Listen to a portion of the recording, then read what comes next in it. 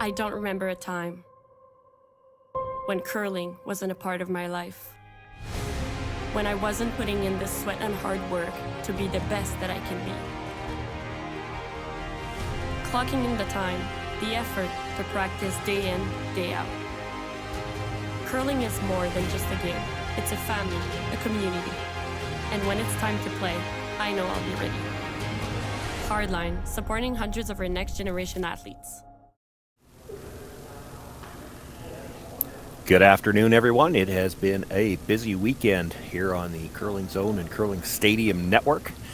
Our Curling Stadium Vernon this afternoon. It's the men's semifinal. The final will be later on this afternoon. The women played in Vernon here and had their championship day yesterday. My name is Shawn Joyce. I'm joined for this semifinal matchup by Marty Thompson. And we've got the game between Brent Pierce and Jayden King. This is a semifinal, but also a rematch of the A qualifier game that Pierce won. And by virtue of being that A event qualifier, he's the higher seeded team. They've got the last rock here in the opening end of play, throwing the blue stones. And we're already underway. I missed how that yellow stone ended up in the back corner. But I'm either way, it's like he was probably throwing it into the rings and maybe threw it through. Can't imagine he hogged one right after practice.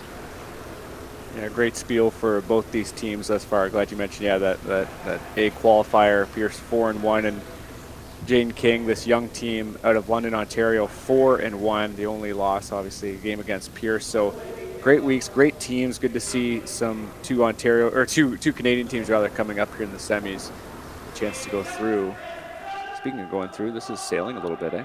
Well, yeah, and I didn't see the first shot. I just see the rock sitting in the back corner, and I'm guessing they were playing into the rings and he was heavy on the first one as well, but this one at least stops in the back 8. So Pierce with hammer on this one. So yeah, interesting to try to, I guess, attack that rock behind the tee line. Well behind the tee line, I should say.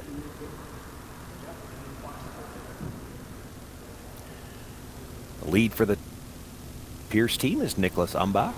The second, Cody Johnston. And that'll be him in the red hat, sweeping on the right as we see it. Matthew Blanford, the third. And Brent Pierce, the veteran, in the house. Good little sweep here to keep the line. Just going to overcurl on them, I think, slightly. Yeah, it's going to be a little light of the freeze, too. Comes to rest for shot rock, full 4-foot. Jayden King asking for the hit and roll.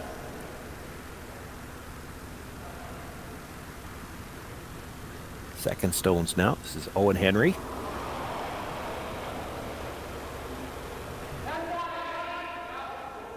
The lead on the team is Daniel Del Conte. He's on the right. The third, Dylan LePage. And in the house, the skip, Jayden King, looking for a hit and roll. He's going to hit and stay right there. Does pass it by the yellow at the back. Has left a double. It certainly has. Let's see. Yeah, just take it right at it. There's a couple ways to make this shot at Pierce, again, with hammer here. So that corner guard is quite nice for them as well. Not a bad little setup here for the first end. Yeah.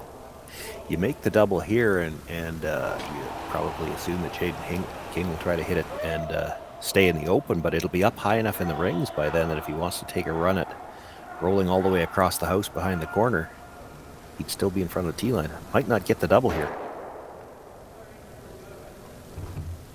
Passes it by the back stone, rolls to the other side of the center line. It does mean Jayden King can't really try to roll behind the corner. He'd have to jam it. So they'll try to roll back to the other side of center. Yeah, Owen has just such a nice slide. I'm glad we can get this angle here for the semifinals, just getting to see that.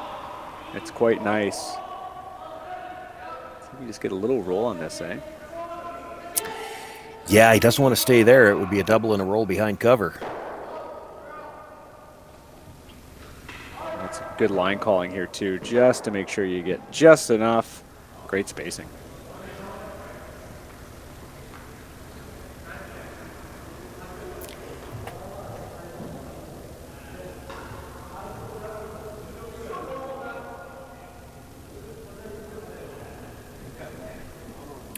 Cody Johnston being asked to make the hit on the stone that was just delivered and roll in front of the shot stone back at the 8.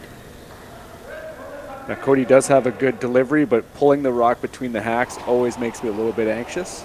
But at least he makes the shot, so it's all good. I will say from my own experience, because I still have a backswing on the hits, that if you backswing the hits, if you're going to no-lift the draws, and I do, I prefer to pull it back to the middle of the hacks just so that everything's coming back at the same angle. Totally fair. There's loose interpretations about what is a good and a bad slide. As long as you hit the shots, like I said, some things are allowed to make me a little bit anxious, though, Shawn. I've seen a few this weekend that I thought, and not necessarily here, but I've seen a few this weekend that I thought they were pulled far too far over in front of the foot. It actually turned their hips. That's not ideal, is it? No. Trying to carve this one over a little bit. You want to get a pretty solid chunk of this rock, and they will. Good little weight on that, eh? It's nice to sort of warm up into the game, throw something like that. You don't really have to start killing rocks, and that just shows a little bit of the maturity in this team. I'm sure we'll talk a little bit about Jayden later, but 21, 22 years old, did incredibly well at the U25 Next Gen Classic. This is a team that is playing well above their years, for sure.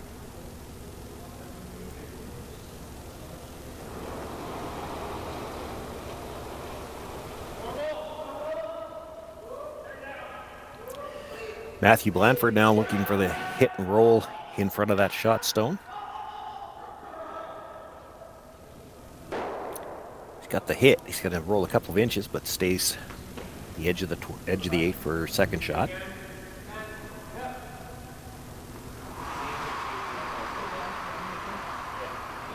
Something similar here from the page.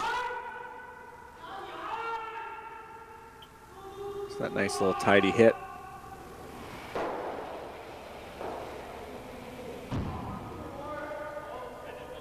Calling it a little up.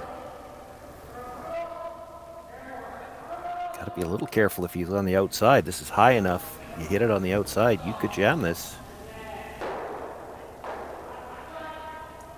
Yeah, unfortunately, that's just the kind of tolerance you wanted to avoid on that shot, Shawn. Is just having like a little bit too much weight.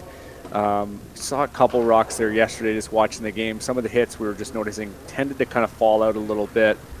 Just sadly on the tolerance perspective, that was just the wrong miss to make. But yeah, kind of shake it off and move on here as we head towards skip stones. Just one more to go here from Blanford. Well, and the timing works out really well for Brent Pierce. If you're going to try to get an easy deuce, you'd love to be coming in on third's last stone. Here we are.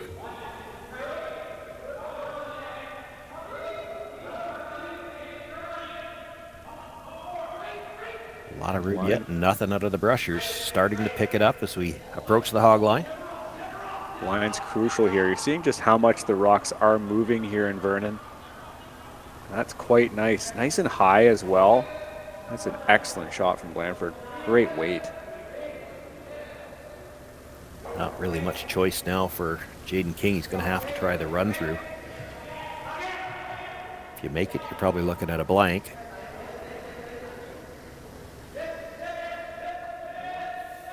Yeah, just right through it. Here for Jayden King. From all the way up from London, Ontario to Vernon for this one. Real smattering of teams here in Vernon. Of course, lots from Asia, lots from BC, but just the odd one from out this way, at least in the east. And it really pushed this one out, though. I don't know if he pushed it far enough out. Yeah, just misses the second stone. Does get his shooter into the top of the 12. It's a little tight on it, but yeah, it's a wonder that we're able to push that out just a little bit more. It didn't seem like it was too far from actually making contact with that blue, Shawn. It wasn't overly far, but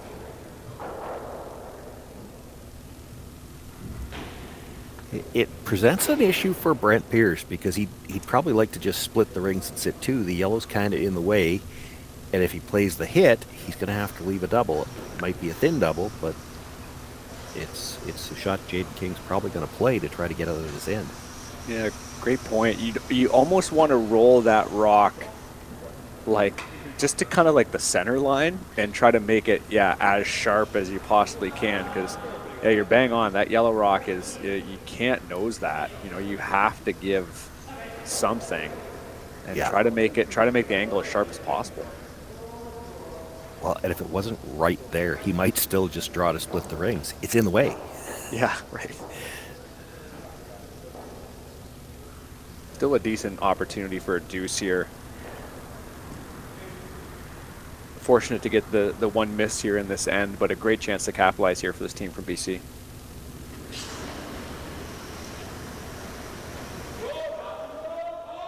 Brent Pierce with his first, sitting 1.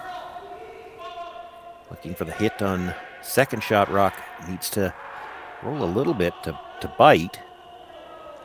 It's going to have a big roll. Just a little Maybe bigger a little than they too wanted. much. Yeah, that angle's there. Forces him to play the slash, though. If he makes the double, he probably rolls out, and it's a throw-through for the blank. Yeah, if that rock is what? If that rock's maybe a foot to the left as we see it on the right-hand side of the screen maybe, or 2 feet or something, just to make that a little bit more awkward. But even just to split center. If you split center, it becomes... It almost you have to decide, well, which way are we playing it? Are we going to play the thin in-off double, or are we playing the thin slash double? Neither one of them was going to be particularly thick. And you put 2 shots into his mind. Yeah, really got to get this one out here again from Jayden. Oh, it's not bad. Well, thin's definitely going to make contact, and with that big weight, plenty of weight to spin it out the back, and nothing in play. Brent Pierce will simply throw his final stone through the rings. Just going to try to pick a spot he'd like to see for later. That was a great shot from Jayden King, and good adjustment after that other hit just being a little bit tighter. And yeah, that was an excellent shot. Good chance to see here from Pierce too, to see what it looks like it's going to do inside out. I imagine is what the call is here. But yeah, certainly a good first end. Oh no, I guess they're going to come back out the other way. Yeah, good first end. Like I said, just that one miss, but you know, that's why they pay the skips the big bucks there. And King just bailing the team out here and looking towards the blank here and looking towards the second end.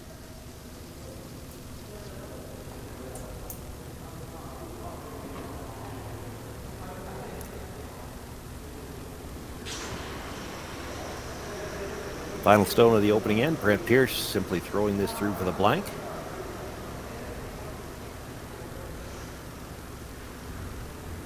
The Prestige Hotels and Resorts Curling Classic. This is the men's semi-final. No score after the opening end. Brent Pierce, Jayden King will be back for second in action right after this. Handcrafted in Canada, Hardline's Ice Pad has revolutionized curling for over a decade. Engineered with top-tier precision and durability, it is backed by an unmatched 10-year warranty. Designed for curlers at all levels to sweep effortlessly with maximum efficiency, it is trusted by the world's best curlers, including Olympic and world champions. It is quite simply the best broom in the game. Hardline. Join the revolution.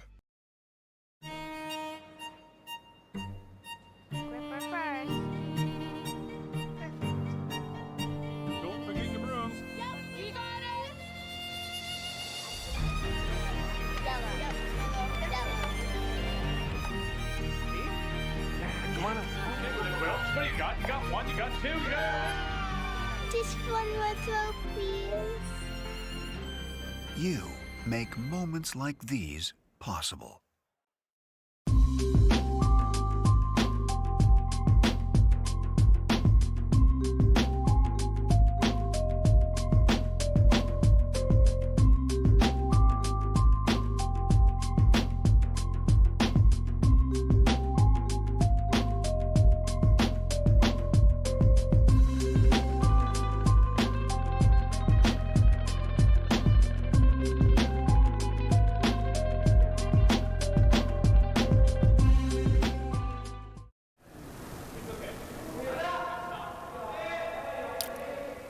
Second end underway here as we resume.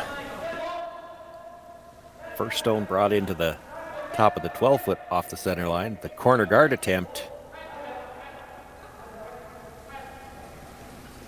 looked like Brent Pierce was just going to stand there and make sure that rock didn't get into the rings. I dare you to hit me. But it stopped just in time.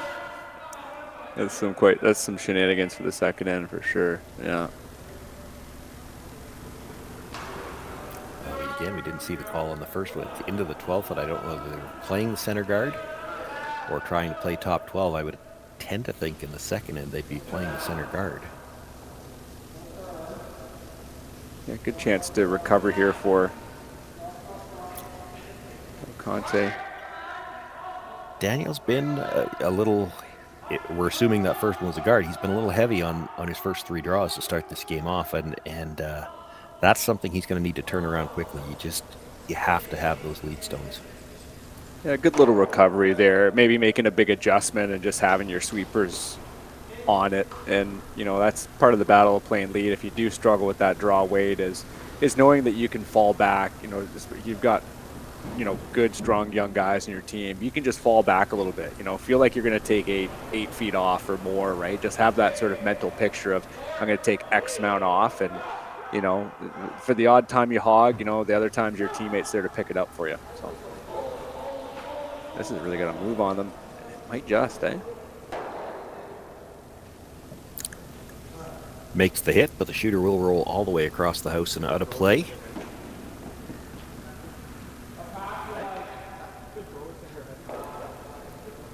Jayden's first thought was to come around the yellow. Yeah, coming around a corner guard when you don't have the hammer is an interesting setup, but, you know, it's hard to really, I don't know if it might be worth it doing this time and see if you can't force a miss out of them. I'm not sure. I'm down for the aggressiveness. I think this makes sense.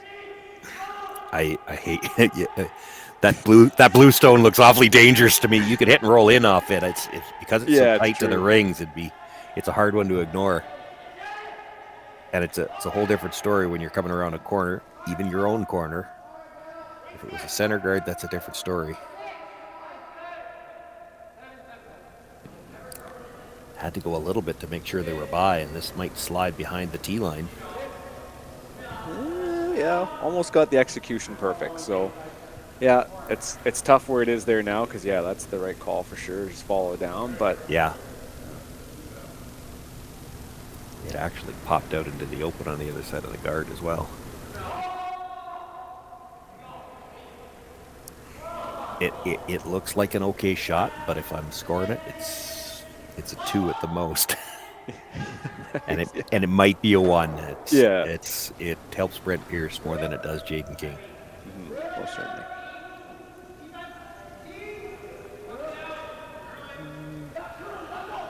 Interesting. Looks like it's maybe a little fast again. Always hard to tell on stream, but see if this one comes up for them or not. It's certainly wide.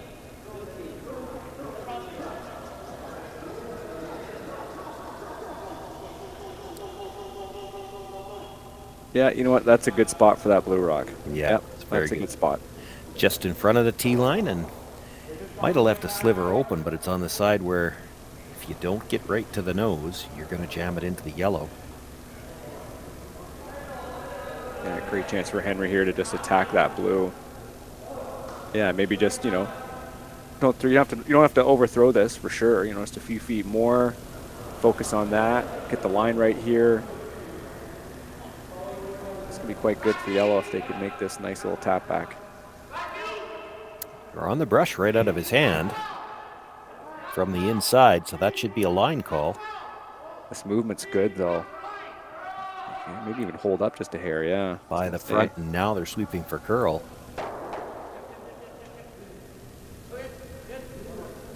Yeah, I certainly understand the the cautiousness on the line call there. She did end up getting a good roll, but boy, they did actually have some room on that guard. I guess it helps when you start sweeping that rock right away. Just kept it even that much more straighter. But yeah, that was really close to being, you know, sitting 2 yellows, and they're kind of in that Christmas tree shape in behind, buried. One would be above the tee line, if I'm not mistaken, for where that yellow rock would have ended up. So yeah, quite close to really putting the pressure on for Pierce. Instead, we have a nice little hit and roll, it looks like here, Shawn.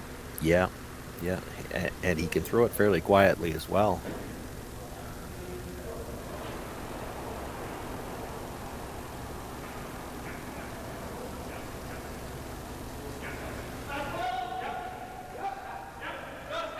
Once again, they're on the sweep early, and this one's certainly tighter line to the rock in the house than the last one. It's a great These are sweep real from- close. Great sweep from Umbach to keep that there just right. Excellent shot. Great team shot.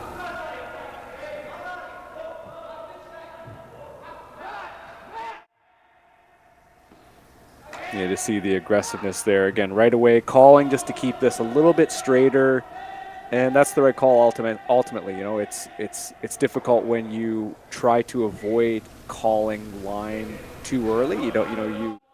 When you're in the house, certainly worried about killing rocks and setting them, keeping them way too straight or really changing the line. But that's just some good instincts there to just ensure that that rock was made properly. And now up to third stones, and yeah, Jayden King forced to do some sneaky business here to try to get out of this one for sure. Yeah. Well, I hate to be too critical, but this is what can happen when you start coming around corner guards without last rock. This might come up for them just a little bit. It looks pretty good.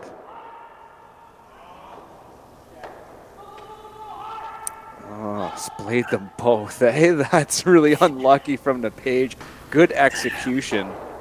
Boy, that's unlucky.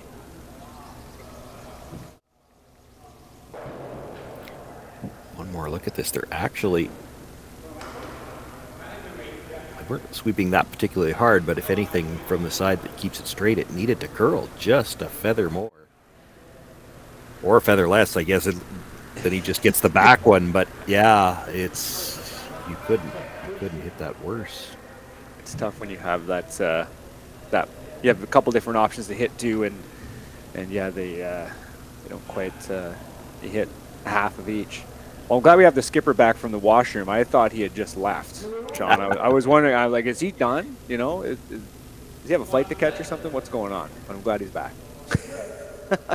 That's me playing too. A nice little washroom break. Can't hurt it. Can't. They might be fortunate that they at least ticked the high one over, because I think Brent might still play the split. You could just come around the guard, but that stone that's just off the rings that I thought he should have hit about 5 shots ago, you could split it in and sit 4 right now. Brent's thinking about it. Yeah, your shooter would roll centrally, and yeah, I don't mind that. Straight Or back's even- not a yeah. bad plan B either, yeah. Yeah, I think so. Yeah, just kind of what it's calling, maybe T-line, back 4-ish. Yeah, you don't really need to nudge it that much. Well, the Oh, rock coming that's- inside out too. The rock that's shot right now, you can't really play the hit and roll. If you're Jayden King, you can't play the hit and roll behind cover off it because you're jamming it on the yellow.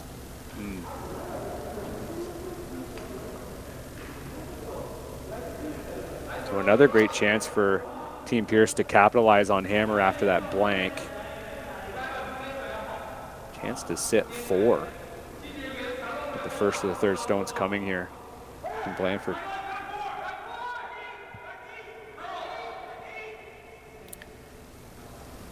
It looks like a lot of room now, but as they come off the center line, they tend to go hard. He doesn't need to hit much of it. He needs to hit some of it, though. And unfortunately, again, same thing I said earlier in the game, just sadly the wrong way to miss tolerance-wise. If that's a couple feet shorter, you're going to make that because it's going to curl up a little bit more. That's quite disappointing of a result. I still think it was worth it, Shawn. Like, It was worth it. That's just too much weight. You're only the rock is barely an inch outside of the rings. You're not trying to throw through weight to make that split. T-line is plenty.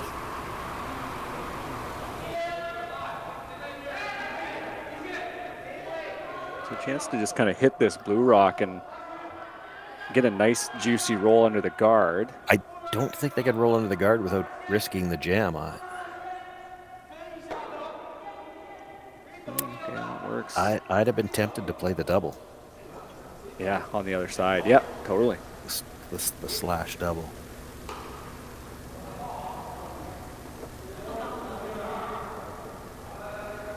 Now it's the same problem for Brent though. If he tries to roll behind the cover, he's going to slash on that yellow.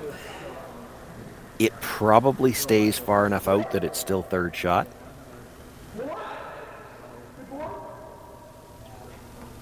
That should be. I think so. And Yeah. as long as you're jamming it for third, you're fine. Make the roll behind cover.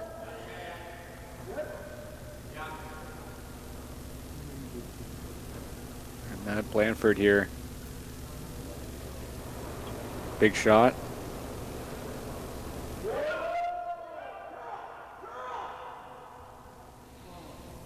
And sweeping for curl right out of his hand, and this is a long ways out there. Yeah, it's tough. Good job by the brushers. A little bit. Yeah, just a little sliding a little wide, both on his out turns. One right down the center, and then one out obviously to the wings. Yeah, Blanford certainly wouldn't be happy with that, but still in the rings and still sitting pretty good. And you see up here to skip stones with King really having to get creative and thinking about just drawing right down to the back or drawing there. Yeah, your choices here, the draw, or you can play the slash double. Now here's the thing, you play the slash double, you're rolling out. And then Brent Pierce has a choice. He could still play the split sit 2. He could come around the corner guard, save the split for his last one. You might have to just get one in there first. That was his first thought. They're looking at the slash now too.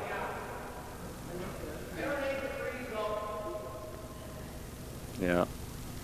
Looking at the draw to the top 8. Yeah, throwing it that wide. Yeah, throwing it hit that wide.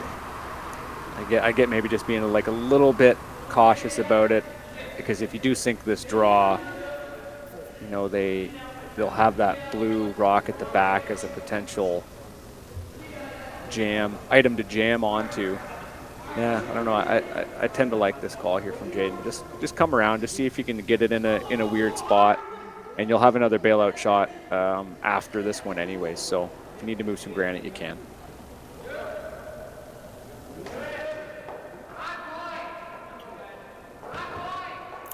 He's got a ton of rotation here.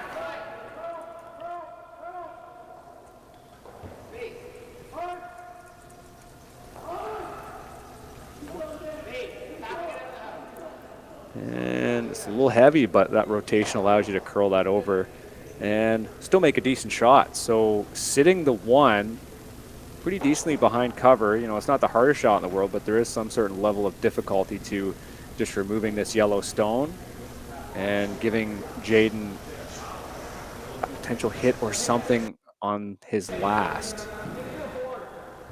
I'm not sure what kind of weight they want to throw with this line, Shawn. You don't really have to kill it, do you? No, but he'll want to roll towards the center line. You don't want to stay behind the guard. You roll over, and Jayden's going to have to hit it, and you'll have an open shot for your 2. And if you ever rolled out, you'd still got that split that could be for 3.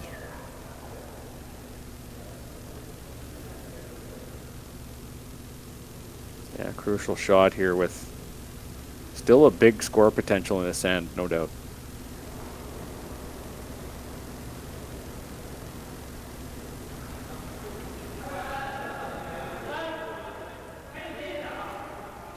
Brent Pierce with his first. He's got last rock here in the second end after a blank in the first.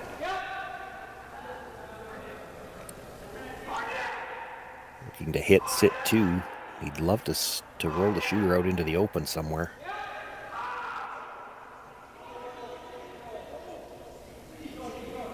Gonna make the hit. I don't know how far he's gonna roll. Not at all. Yeah, moved on them quite a bit.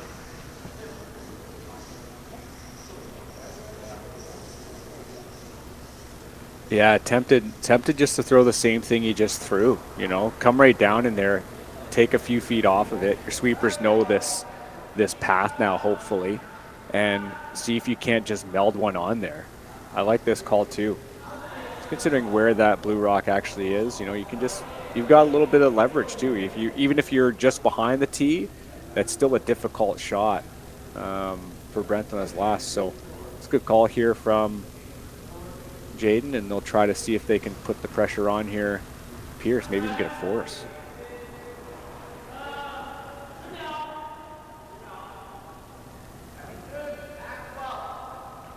Tolerance light for sure. See that little tap from Del Campo just showing that it is maybe a little bit up for weight for sure.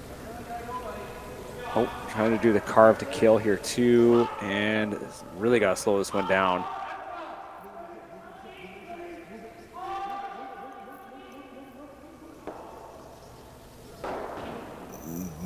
Didn't get it out and left room to pass it by for 3. Yeah, that's too bad. It was just up weight, and good call there from the brushers to identify that early.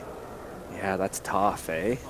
That's tough. I think the difficult part for the brushers on that is I think that was a little less rotation, so it ran a little different. 100%. Yeah, it definitely was. That's the first thing. As soon as you let it go, you kind of spot that, and it's like, ugh, yeah. And they swept for curl, but of course on a rock with a little more rotation, you'll get more curl anyway, early anyway. And yeah, there's a good look at it from the hack. Just over curled the nose. So what kind of weight do you like on this one, Shawn? You just got to bump it back a little bit, eh? Yeah, Brent can throw the same weight he just threw. They'll probably sweep it early. It'll be one of those ones where you make sure you pass the back one, and then they'll watch it at the end. If you can hit it thick enough to pass it by the back blue and still save your shooter, it's for 3. If you just kill it, even if you roll out, it's 2. You just can't over curl here. That's the only thing. If you over curl and jam it, you're probably only getting 1.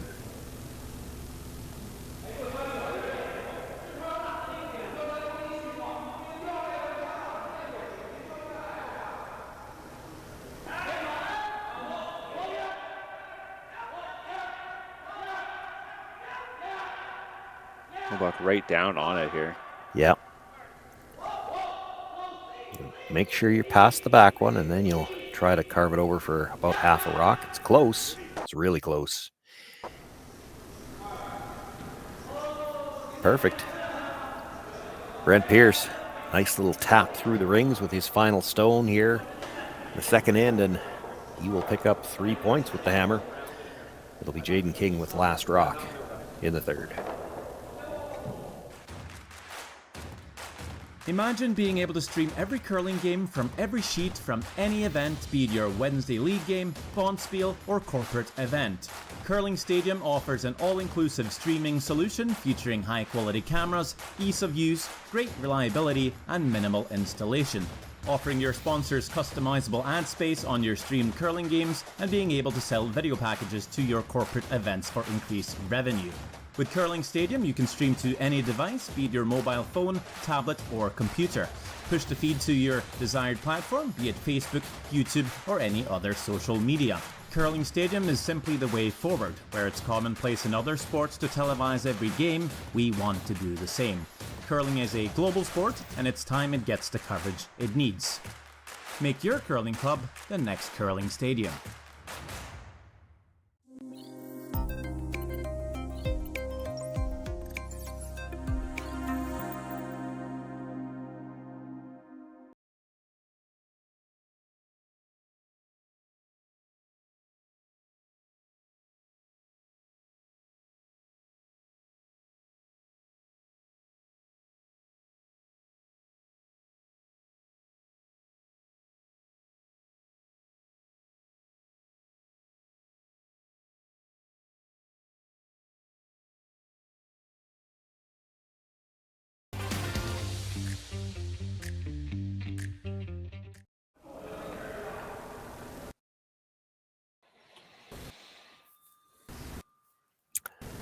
Underway here in the third end in this semi-final matchup. First stone, we just see come to rest at the top 4 foot, biting a corner of the button. Now Daniel Del Conte will be asked to throw the corner guard.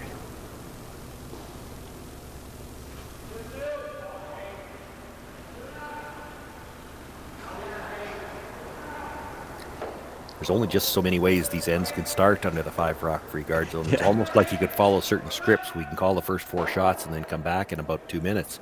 If they're going to throw the corner, Brent's going to throw another one to the top of the house. They're going to come around the corner. If Brent's got something good in the middle, he may guard it. If he doesn't, he'll throw the 3rd one into the rings, and then the end starts after that. We were calling these, you might like this, Shawn, we were calling these textbook starts to ends, you know? I call them scripts, but yeah, scripts, it's the same type of thing, yeah. It was like, oh, let's take a look at the diagram. Let's see what we have written down. Oh, okay, it's this diagram. You know, it's you know, and at this level, I think with the club curlers, you know, it was talking to me about it last night at the club, like some folks want to throw up those corner guards and make people throw the double centers or whatever, and it's like it really is just this level where they can throw that kind of weight at that speed and remove that kind of stuff. You know, at club level, it's not, you know, you don't need to be too concerned about it, but, you know, at this level, obviously due to the precision that we see, you know, there fundamentally is that script, like you said, Shawn. It's hard to avoid going, if you go off script, you know, there's real reasons and real ramifications for that not to work out. Yeah. This is only, I would say, a little off script, only because it's just the 3rd end and he's throwing the double corners already. Yeah. You don't usually see this early. It is one of the script pages. Ooh, and the sweepers have not even bent over yet. Yeah, you don't really want this one sailing too far. It's fine where it is. I mean, there's angle there for a double peel later. You can't play it yet. This is still just the 5th stone of the end. And I said if he had a good setup in the middle, you might see him throw a guard on this one. And it's a pretty good setup in the middle right now. That shot stone biting the button. Yeah, a little aggressive from King for sure, but, you know, from his perspective, you've seen, you know, his second Owen Henry be able to throw a couple decent hits thus far, and, you know, you kind of just have to throw a little back. If you trust that the middle 2 players to be able to, you know, make some movement and make some space, it's certainly worth trying. And we've seen already in this game that they do have that ability. So, yeah, why not just put a little bit of pressure on, see what you can do. You know, you're going to be able to move the granite. You're able to keep it open. You know, it seems like he's kind of found his draw weight, hopefully after being just a touch heavy on those 2 last end. And yeah, it's you know, sometimes it just helps to be a little aggressive earlier in the game, you know, just to sort of test it, see how far you can get from it. Because, yeah, now you're looking at this kind of setup, and it looks pretty juicy, right? Yeah, that guard is really tight. Quarter frozen the stone in the 12-foot. It's a tough double to miss, and you can get the roll behind the corner. Yeah, so, like, not a ton of weight here from Owen. Just the roll is important. I think they're calling it up, though. Yeah, you'd probably like to kill both of those blues. This is going to overcurl on him.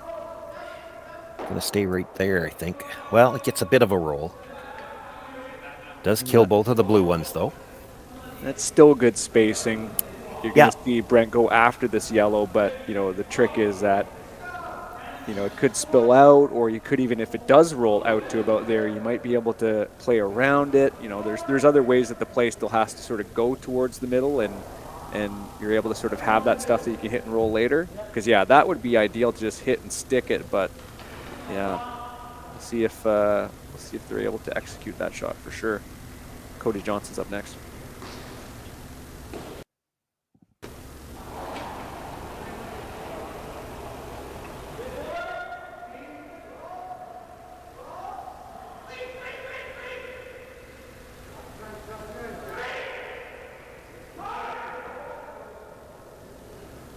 And they can get a little roll behind. No, to make the hit. Yeah, I don't think they would have wanted to roll behind, but they don't mind sitting right there. It chokes off that corner guard. If you did roll behind that side, you'd have the blue to play the short run back.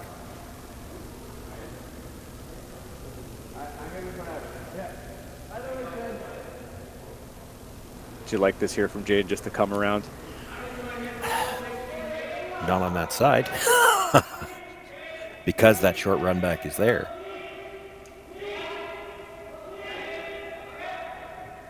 He's going to elect to play the hit, and he's still rolling that way. I'm not sure why he doesn't like the other corner guard. Here's Henry with the hit here, coming across center.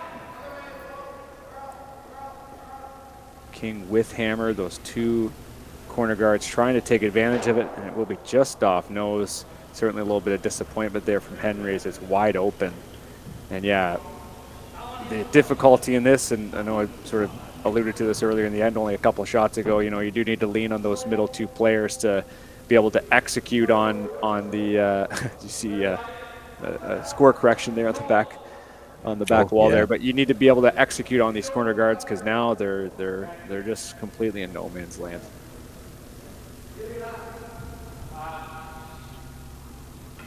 So Matthew Blanford a chance to try to hit and roll behind, and see, to me this makes more sense. You don't like playing behind corner guards anyway if you're Brent Pierce without last rock here, so at least try to roll over behind your own.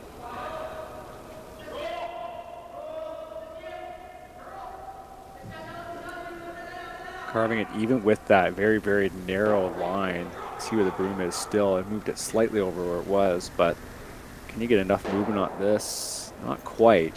The hit and roll is still there. Yeah. That's still not the one I'd be playing.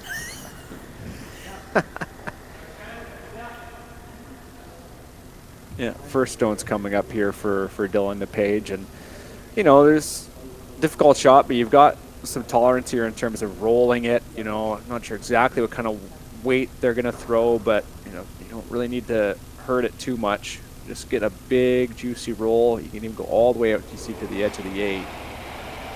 Focus on making contact with the right rock. The weight can be a little, have some variance in the weight for sure, but the roll is important. Yeah, this line's getting tight early. Gonna have to go to hold this. Gets the hit. Rolls over towards the guard, but stays just fully out in the open.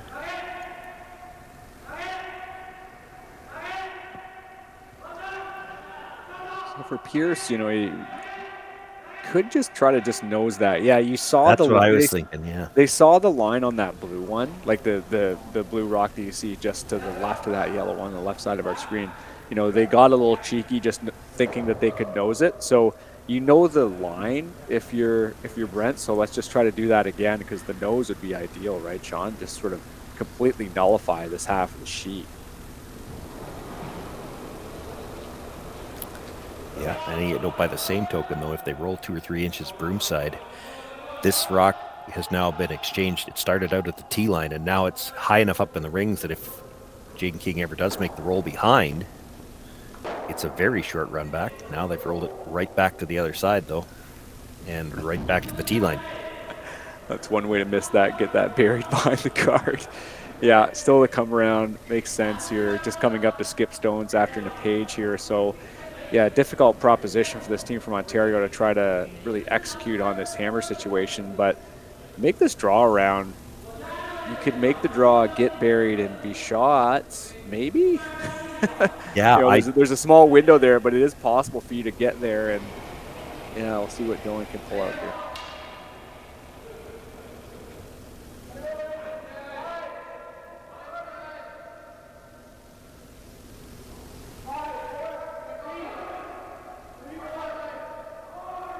Boy, this is really moving across the line. He might be light, I think. Yeah, just a little light. It's not getting by the blue one if it does have the weight.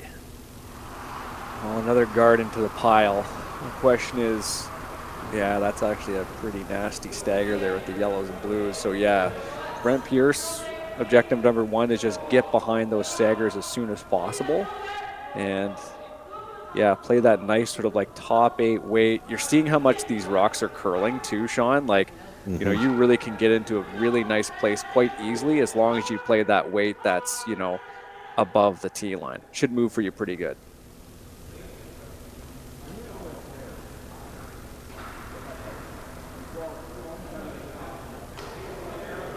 Looks like they're going for just about edge of 4, right? Yeah, okay. Yeah, he doesn't necessarily need to dead bury this, but he'd like to get at least half under cover. If you dead bury it, even with that stagger, I wonder if they couldn't just run it back. Guess it depends how deep it is.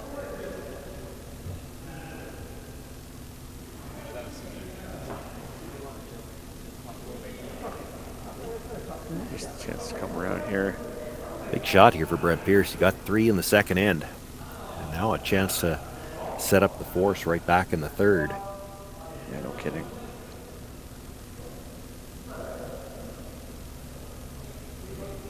Wouldn't be surprised if they even maybe come away with a point in this end too, just with how this setup is. If you make this draw, really force Jayden to again get creative on his second last stone and really apply the pressure.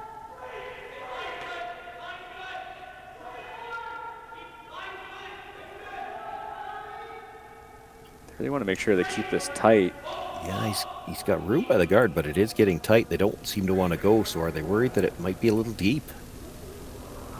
That's just about perfect. So yeah, that's too deep though. Yeah, it's tough just how close they were to that guard. You could see them talking about the line and electing to go to right where that broom is there. Maybe just a little bit outside just that edge of 4. And yeah, you just saw how much that was. It really does come across quite nicely.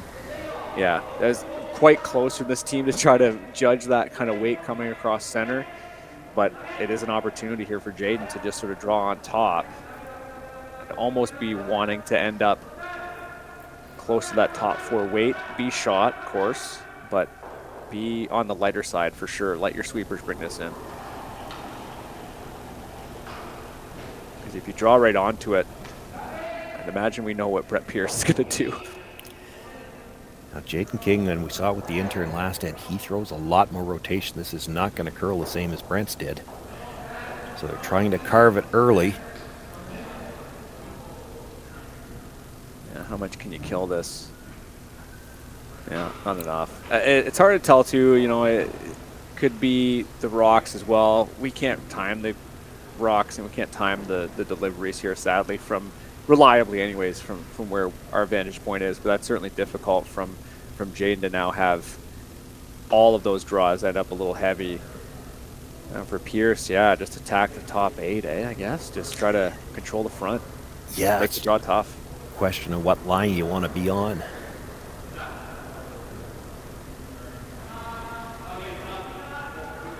Anywhere in the center line up top 8 or even in front of the house, he can't throw the exact same path he just threw. With the positioning of that corner guard, if you're splitting the center line, just biting the top of the 8, it's a tough draw to come through towards the button on the out turn. Yeah, certainly. He'd probably have to throw the in turn towards the corner. Yeah, Blanford's first thought is, yeah, something high and on that side. Yeah, that would take away any of the shots to backing. He wouldn't be able to play likely to freeze to the, or to come down to the one. He'd have to draw cold through the port on the in turn to the button. Right.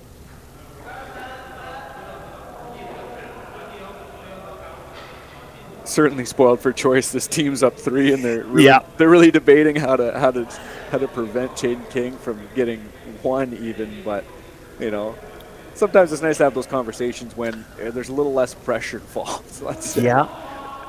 Well, and you understand what they're looking at too, because it's if he's going to miss the shot, and you bring another one into the 8-foot, you know, you're either getting, let's put it this way, if you put it in the 8-foot, he's either getting 1 or you're getting 3.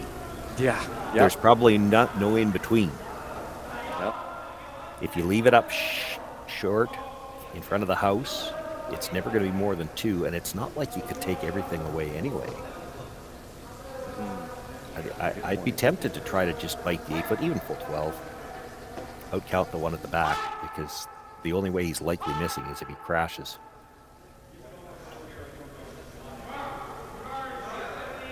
Yeah, so just trying to come in and just maybe that top 8. I know that Blanchford had put his broom kind of in that like 3-guard area on that side of the center line. Yeah, it's kind of just depends how greedy you want to be. Yeah, very curious to see what kind of shot King will have on his last. Yeah, he's going to have the in-turn draw to. He'll have to probably play it to cross center a little bit. Because he won't want to flirt with that yellow-blue guard situation at the top. No, certainly not.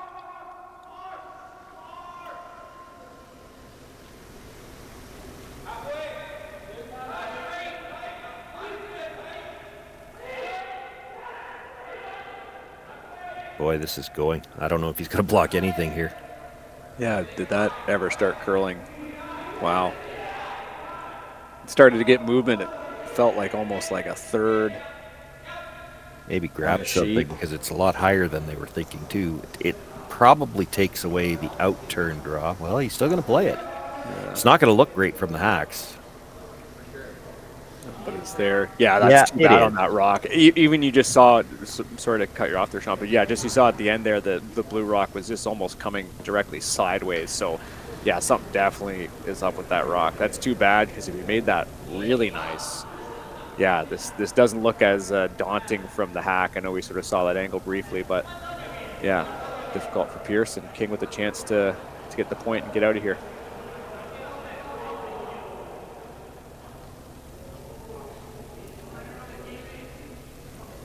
Again with a lot of rotation, but both brushers ready this time, so he must have brought the weight down a bit. There you can see it's starting to move now.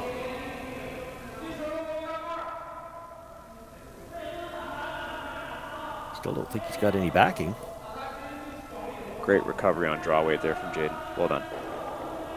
Puts it into the corner of the 4-foot. Jayden King will pick up his single point here in the third. Brent Pierce with a 3-1 lead though, and he will have last rock in the fourth.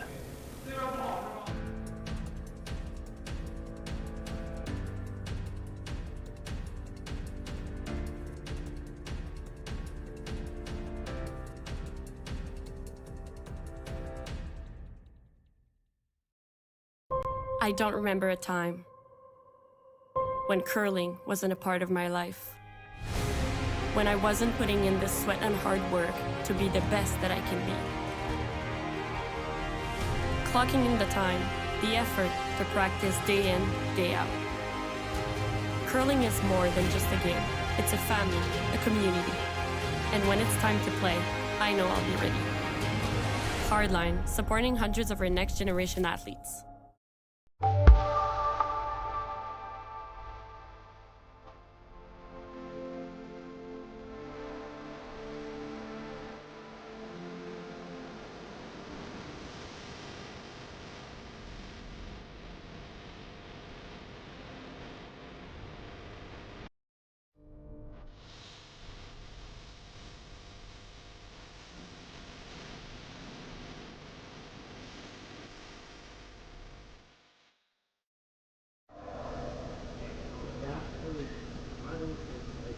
Three to one as we begin play here in the fourth end. First stone thrown, and it's a high center guard, but it is on that center line, so in the no-tick zone.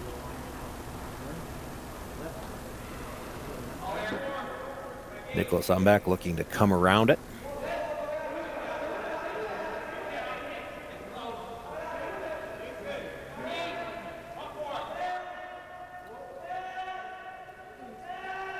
Weight doesn't look too bad here, but this rock is not moving at all.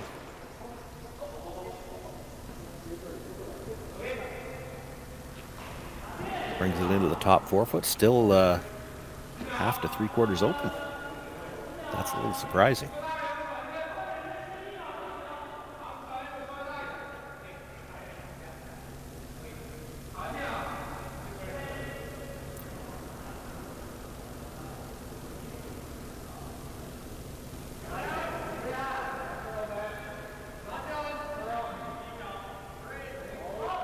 Daniel now looking to follow it down. Like to get to the inside. This stone having the same problem. It's hanging out there a little bit. They're trying to get some extra curl with the brush. A little quieter still. They've actually got the second center guard out of it.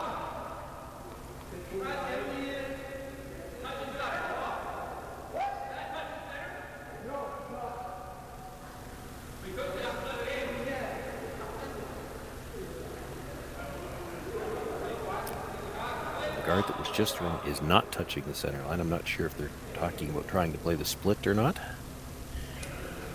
Yeah. Brent wants to come around. That was his first thought.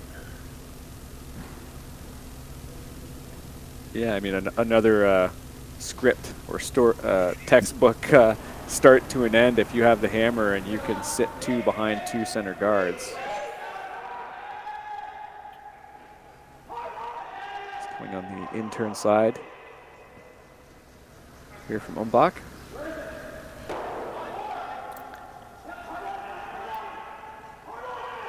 We got to move this rock, eh?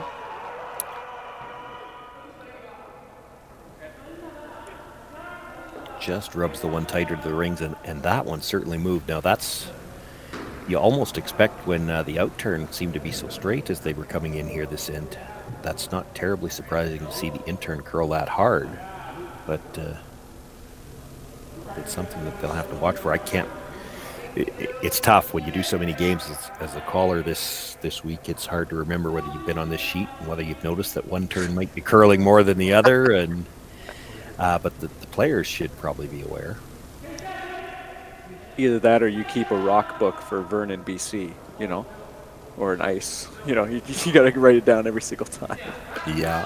I try not to do that as an announcer. The nice little soft weight on this blue here. This intern goes. Look at this. They're going to get under that quite a bit. Hey, wow. Yeah. It's a good little weight there. Nice touch shot from Henry for sure. Really changes the fortunes, yeah, as you see Brent having to go out and maybe take a whack at these, eh? With a 2-point lead and everything on the center line, I figured he was peeling guards here anyway. It's just a question of which ones. He's going to go after the long one and straight peel.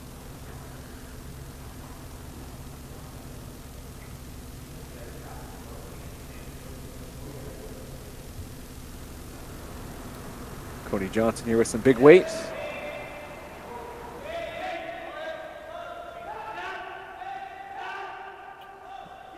I'll toss it to the hand and nice execution on that one.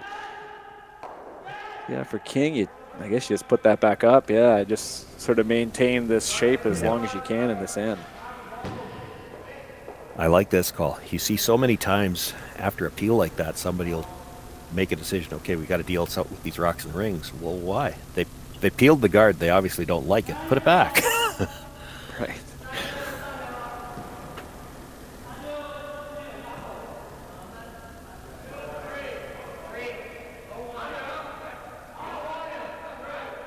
Probably be, I would say, thirds last before you need to make a move into the rings. Assuming you don't leave any kind of double peel here. Worried about Wade. Yeah, that's a good little spot. Yep. Could play the double on the other two now, though. Yeah, I was just going to say that's just been sitting there for you. Hard to, obviously, there's one way you can miss it bad, but, you know, if you just get any real chunk of that outside of that yellow, you should be in good shape. Yeah, just overcurled a little bit with that guard. Left this available, and that guard high enough that by itself it's not really protecting much.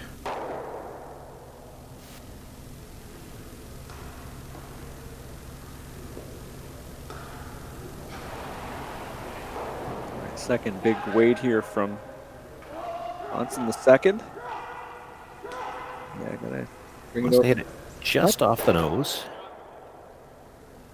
Great little shot there. Little thin on the first one, but enough action to get both yellows out of play. Loses the shooter as well.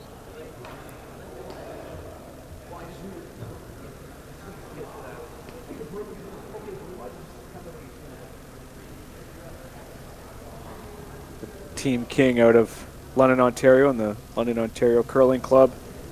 Been on quite the run here. And an incredible spiel at the Ontario Tankard. Last year, beating John Epping's rink in the semifinal.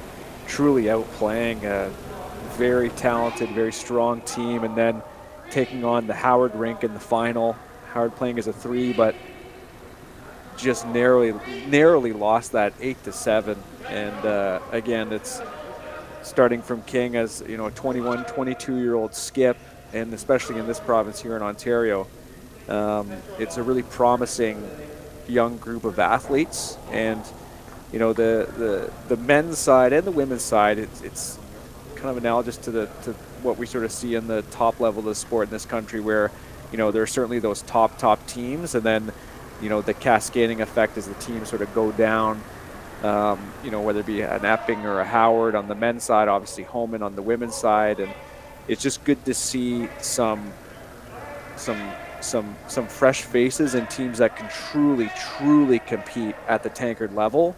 It's to have a 21-year-old in a tankard in a provincial final in this country is something that we really need to hold on to, and we need to have more of it.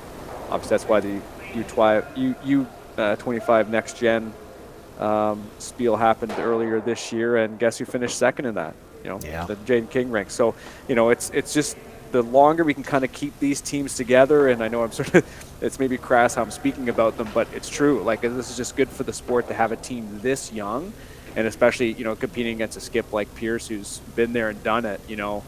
This is the kind of shape that we need to have for this country, for our athletes to really be successful at the top level, is prop up these kind of athletes and ensure that they have the best platform they can to succeed. I'm gonna get off my soapbox, but anyways, okay. I just want to say that this team is quite special, and it's good to see them getting that cross country travel to get out here and play some of these events. Okay, now after you get off your soapbox, I'm going to put you on the spot here. I'm wondering, is this one too many guards?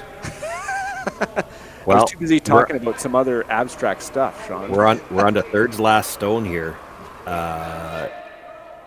If Brent Pierce decides to ask Matthew Blanford to come around and Christmas treat us, you're in a lot of trouble. That's the right call, Shawn. I think you answered your own question there. Yeah. This is tough now. Yeah, that was one too many guards. You had the tight guard. That was the shot to come in. You're not going to be in a great steal position anyway. You're trying to force. Brent wants Matthew to come down and talk about it, but yeah, you Christmas treat us, and you're sitting pretty good to get two. You see that gesture. He's worried that Jayden might come around from the other side, but where could he put it that he's not going to leave a slash on the Blues? They're still going to peel the guard.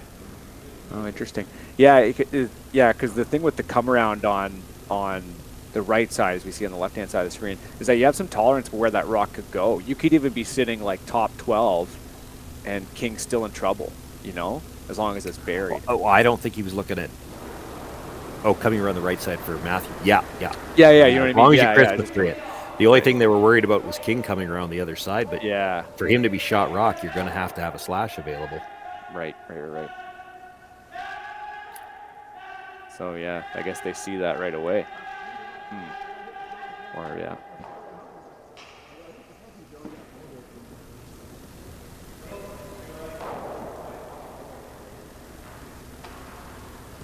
Not sure what the little slash gesture he was making, what they're worried about. You're either coming in with a draw, which would be ultra aggressive, but it's there to be made, or you're playing the little hit and roll off the blue and making sure you don't give up two here. Yeah, something nice and tidy, Even you don't need to, even if you rolled a little bit, force into that sort of, exactly. Yeah, you don't have to make this like 100%, and it could be useful. I think they were maybe thinking a few shots ahead about the slash potentially. Just sort of seeing what could be out there for their opponents, but just something nice and easy here, and force Pierce to some kind of run back double.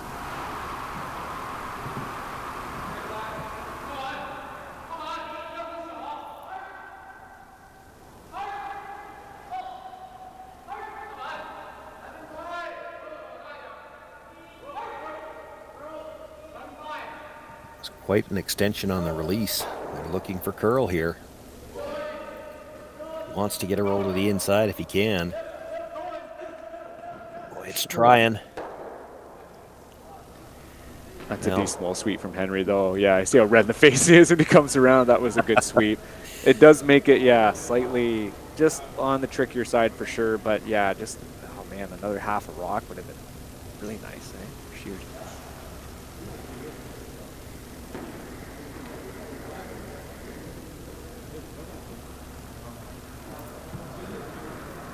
For Brent Pierce, you'd like to roll a piece under, but you probably don't want to roll dead behind, because then if they make the run back absolutely perfect, they'd stay in front of it. That's always the trick when you're rolling behind the other team's tight guard. Instead of rolling perfectly behind, I want to roll half undercover. Yeah, exactly. And only half. The margins are slim at this level. Yeah, it just comes down to what you want your opponent to end up throwing, and as much as it is a short run back, it's still probably the run back. So, or the double, sending the yellow back. So this is the right call for sure. You could also send it wide, but yeah, let's just try to get under this cover and see if we can get out of here with a deuce. Yeah, even a short run back still got to be made. Yep, most certainly.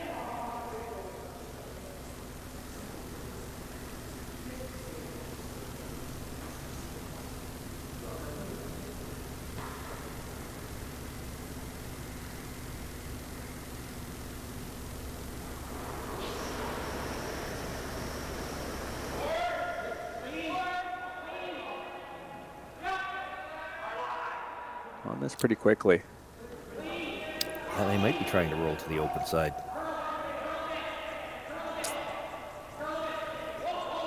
Or maybe they kind of got caught in between.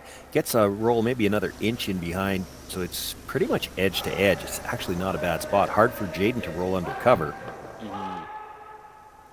Ooh, that's, I don't know. I think Jayden's looking at trying to play the run and roll them both together. Oh, yeah. Yeah, that's a good call. It's pretty hard to get under the guard coming at the blue direct. So you try to run it just on a slight angle. You hit, say for instance, 7/8 of the guard so that it hits 3/4 of the one in the rings. The one in the rings will roll a little farther and hopefully you're buried. Yeah, that blue rock, as much as that's not what they wanted to do, it really is just so that they can't do that hit and roll. Yeah, it does take the hit and roll away. And I don't know with this young team if that's the case, but a lot of times, with the let's call it the more veteran teams, if you signal we're going to play the angle run and try to run it in, there might be two guys come from the other end. Why are we not hitting the rock in the rings? I don't want to give up two here very bad. Right. Yeah, right. Yeah. And I don't know if that's exactly what happened there, but he's going to play the rock in the rings now. Yeah, just get rid of it, I think. Yeah, with this line. If you're going to try to bury one and get a force here, you probably do have to play the short run. It's not a long run. There's probably 3 feet between the back of the Yellowstone and the front of the blue. It's not like you're likely to miss the stone in the rings altogether. No, certainly not. It's not as much weight as I thought they were going to throw at this. I thought they were really going to kill it. They do want to maybe something. I think they're trying to get the chisel under the guard, but you got to get by the guard first. This was not the way to miss this shot. That wasn't enough weight to get it through if he hits it. Yeah, that's disappointing. When they first started shaping up there and deciding what they were going to aim at, it was like my first thought. It's like, well, that's the only shot you want to avoid. So, how can we avoid this shot, right? As much as sometimes it's not the best to think negatively, but that was really the only outcome there that Team King could have played that was catastrophic to a certain extent. So that's certainly disappointing. Comes down to the execution on the weight, you're right. But yeah, that comes down to play calling too, right? Yeah, it's definitely selection of the shot. If you're playing that shot, you're playing to make sure that it's no worse than a blank. If you really wanted to get the force, you probably had to play the run. You can't be wishy-washy on that shot. We just have to hit it, roll open, and let him have his blank. If you're playing for the force, I think you were playing the other shot.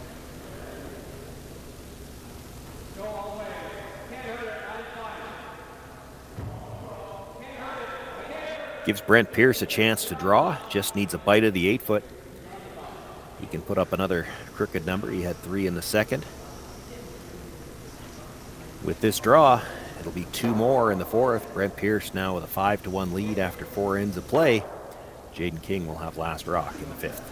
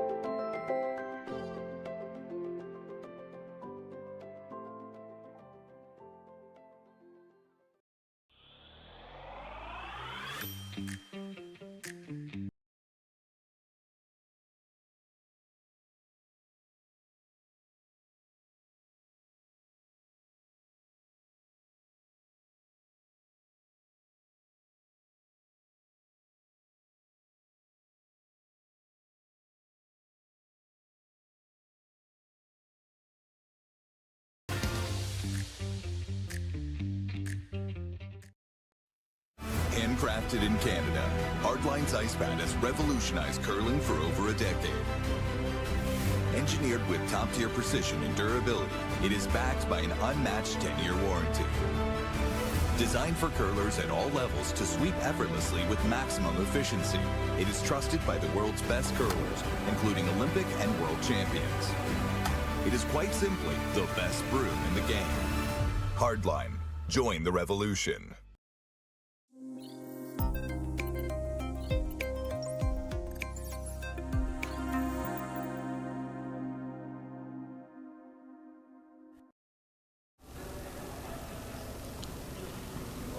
Fifth end underway here.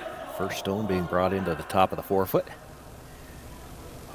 Brent Pierce with a 4-point lead here. The corner guard goes up, and as we watch the script unfold to start this fifth end, I think, Marty, you were taking a peek at the other semifinal.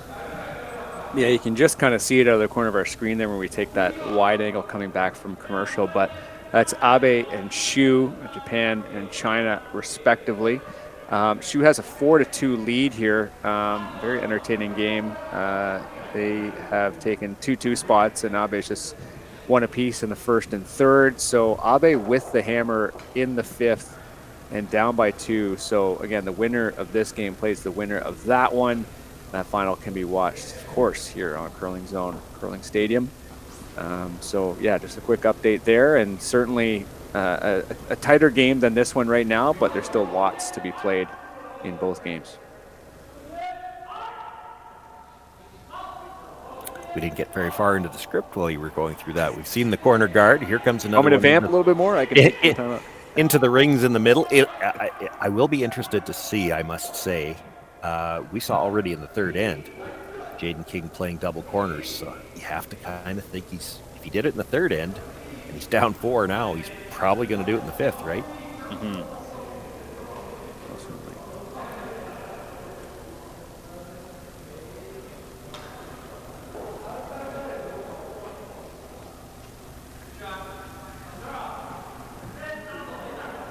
And again, playing the second corner guard to the other side. That's always interesting to me too. There's been a little bit of an evolution in the free guard zone where you've seen some teams, when they're playing the double corners, will elect to play them on the same side. This is the more traditional way to do it, where you split the house. You have to make sure that at least one of them is wide enough that you've still got a draw path to the button, though. Mm-hmm. And splitting them, considering the height of these two blue rocks, you might be able to get a kind of nice hit and roll over either side. So gives you options for sure, as you see Pierce just try to protect the middle, protect those two blue rocks. Yeah, Brent, this is, again, it's kind of the same thing I talked about 2 ends ago. If you've got a good enough situation in the middle, you might throw a guard here, and that's the call. It's going to be a tight guard. If you're missing, you're missing in. If those were staggered or not lined up, he may well bring a third one into the rings. And you're not doing this to try to steal. You're just doing this to put rocks in the middle that Jayden's going to have to deal with at some point in time. And while he's dealing with those, you try to deal with the corners. It's not just a script. There's a little bit of cat and mouse always going on in these ends. You're trying to keep the opposition busy where you want him to be. He's trying to get you to play on the corners. Now, they don't mind missing deep. They probably don't like leaving it angled like that. There's a pocket.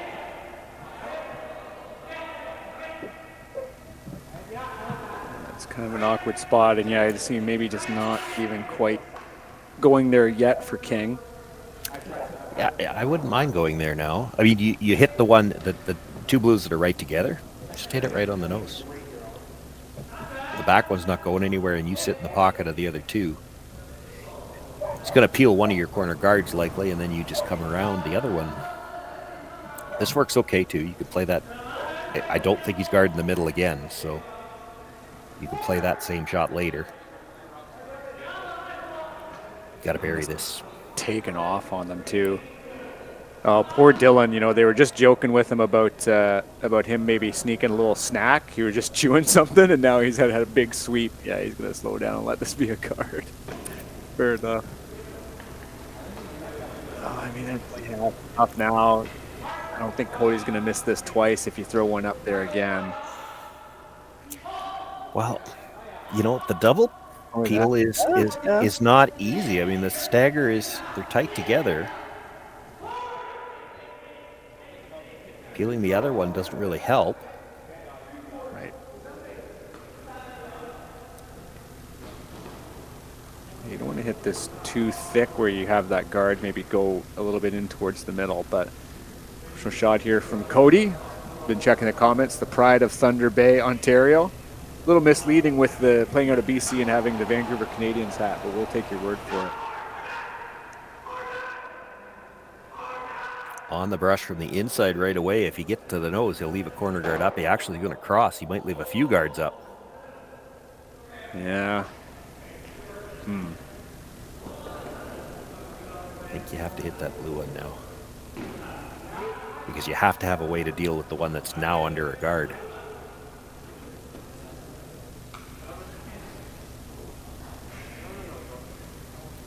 Key here, you want to hit this just pretty much right on the nose.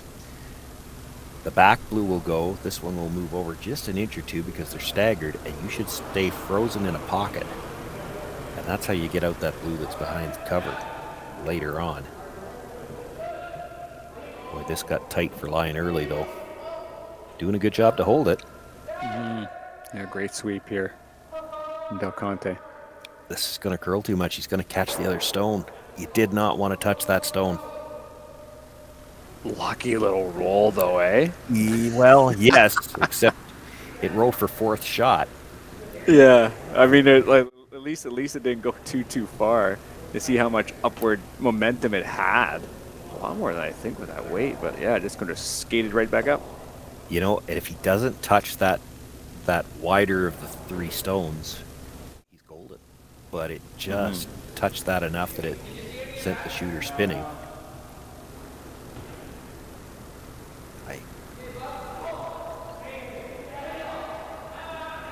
They were wondering how much they could see. I think if whoever's in the hacks was crouched down, I don't think he even knows there's a stone back there. It looks to be dead buried. Brent Pierce taking a look, and that matters because it is, I'm pretty sure it's fourth shot. He's talking about just playing the straight guard. You could hit and roll on the guard too. Get another guard that way. But if you guard what's in the center, it turns things around here, and Jayden King's got some work to do.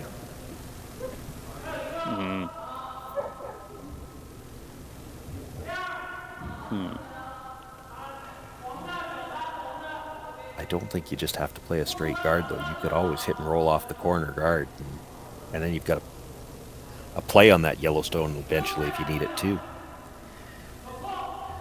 Again, another instance where this team is spoiled for choice. Yeah. Well, and part of what might be prompting this discussion, there's only 4 stones left to come for your opposition, and there's 3 rocks that he's got to deal with. So maybe you're not worried about that one in the 12-foot at all. Right. Yeah, do you need to be? Yeah. Matt's idea is to come into the other blue. I don't think you need to roll that far. I don't think you want to move that guard at all. But if you could just hit and roll to the center line, you're not worried about the double. It's not an attempt at killing that yellow in the rings. No. Just getting that roll to something nice. And just so that rock's open. I'd imagine that we're seeing Matt here also say, look, like if I manage to miss this and it rolls into the rings, that's not bad too. If you don't throw something too crazy at it. But yeah, okay, maybe just a straight guard. Straight guard's aggressive, but it's not a horrible call. It's, again, there's 3 blues that he's got to deal with. As long as you don't leave him the double in the middle, he doesn't have a lot of rocks left to try to deal with 3, because you also get to throw 4 rocks yet. More discussion as we get down there. Well, I Come think down, we come down. I think we got to the hacks and said that third shot stone is wide open. Yeah, right. So I think what they're probably worried about is Jayden playing the hit and roll in off that one. But still, if you've guarded shot rock at the top of the 4-foot, I'm not sure how that gets him much. And we could see, well, we'll get the overhead view here of that rock that's just on the edge of the 8-foot. But you see there, it's just behind the tee. So if he does do that hit and roll, that's got to be pretty good, right? Like, yeah, I mean, he could roll to the back one too. Yeah. The problem is he's still going to have to deal with that stone at the top of the 4-foot at some point in time.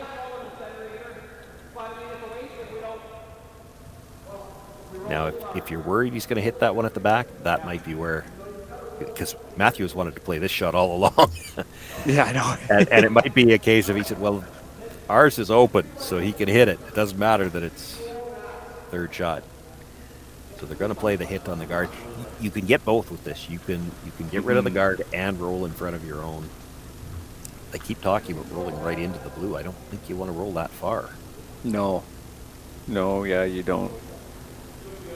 Definitely some tolerance though on where you roll. You know, even if you hit that blue, it wouldn't be like the absolute worst case scenario. No, it wouldn't. But this is. If you could roll to just touch center, I think you're in pretty good shape. This is a risky call, but you know you're in such a good position in that 4-foot shape, so it's worth a try. Great execution. Saw it, wanted it, and yeah, it rolled a hair, but you just see there. Sure, there's a little bit of that blue poking out, but is there enough for you to get to know as if you're Jayden King? Like, probably not. No, I don't think so. So you gotta just play with that rock in the top 4 for now.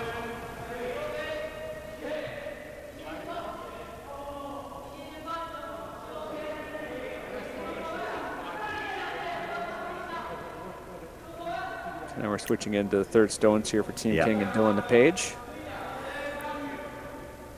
Maybe just burping up that snack he really quickly had earlier in this end.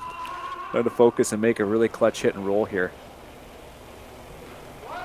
Out wide. This has got to be pretty precise. Starting to curl now. It's not the biggest weight either. Just enough to just redirect it here. They're losing it. That was not a very aggressive sweep at all and just barely touched it.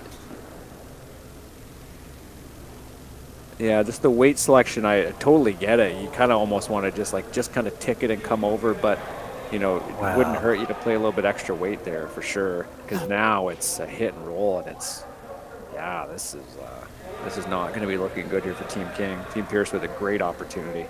Yeah, I don't know whether it was a communication issue, whether they didn't know the weight that was coming down, but boy, coming over the hog line, he's still just cleaning it, and they lost the line.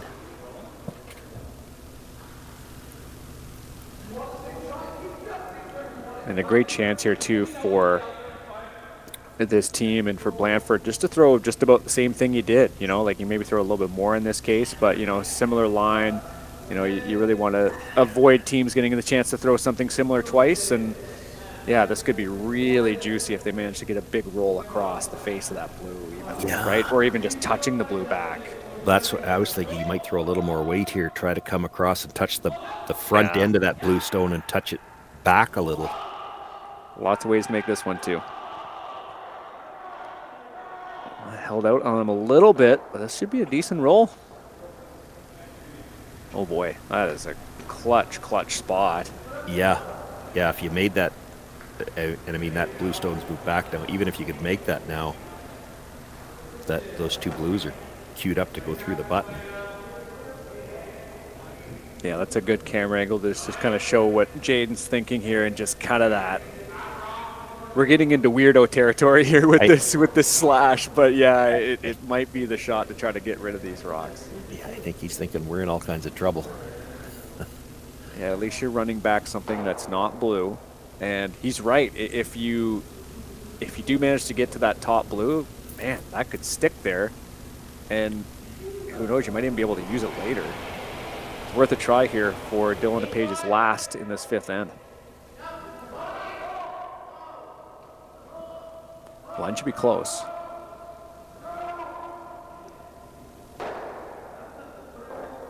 Oh, you wouldn't have thought you could hit that too thin. He actually did just touch the one at the top of the 8 and split the blues up a little bit more.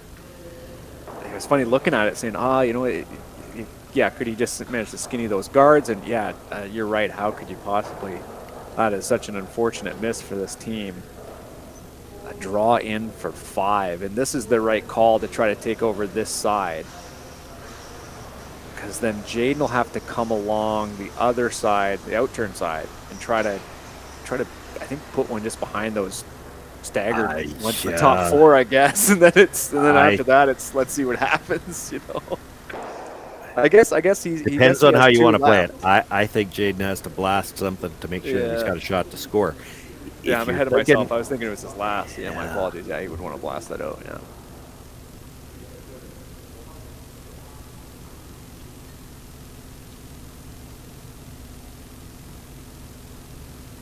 This is one where Brent could even be a little short here. Totally. Yeah, tolerance light for sure. Yeah. If you stay wide enough and you're short here, Jayden still can't get to the edge of the button on this side. Well, this looks like it's going to be tight to those blue guards. Wouldn't mind a little rub, actually. Yeah, maybe they're calling that. Oh, that's coming in actually pretty nice. Over curled on them a hair, but to be in this cluster, you're right. King is going to have to blast something likely, so this just makes this even slightly harder. So he should be blasting. He's playing the draw to the back, so this is going to be. This is a must-make shot. If you don't make it here, Brent throws a guard on that side, and the game might be over. Yeah, I do see the reasoning here from Jayden King in that, you know, if you do blast it, here's just a question for you, Shawn. Like, do you try to hit the outside of that cluster 3, maybe? Yep. Well, and then into the middle of the cluster and have it spin out. It doesn't matter whether you kill it. You have to open up a path to get your single point. And trying to make it on your first one, it's like, boy, this has to be good. There's still a pretty good chance you're not getting any more than 1, but if you don't make this good, if you're not shot rock after this, you might not have a shot on the last one. Yeah, you might not have a shot to score. Yeah. Yeah, they'll block the draw on the other side, which is maybe possible as well. You just need to be full 4. This will be a good team shot if they're able to turn this around. It's tight to the blue, but I don't think they want to sweep. Just smidge heavy, maybe. It's coming in nice. Wow. Not bad at all. It might be close. I think the blue is shot rock. Oh boy, that is a great shot. If not, blue does have the chance to nudge that up, but let's watch that again. Yeah, he could. He could do that anyway, for sure. Great patience on this. You know, I mentioned Jayden just throwing them a little too heavy, but just great line call to get past those 2.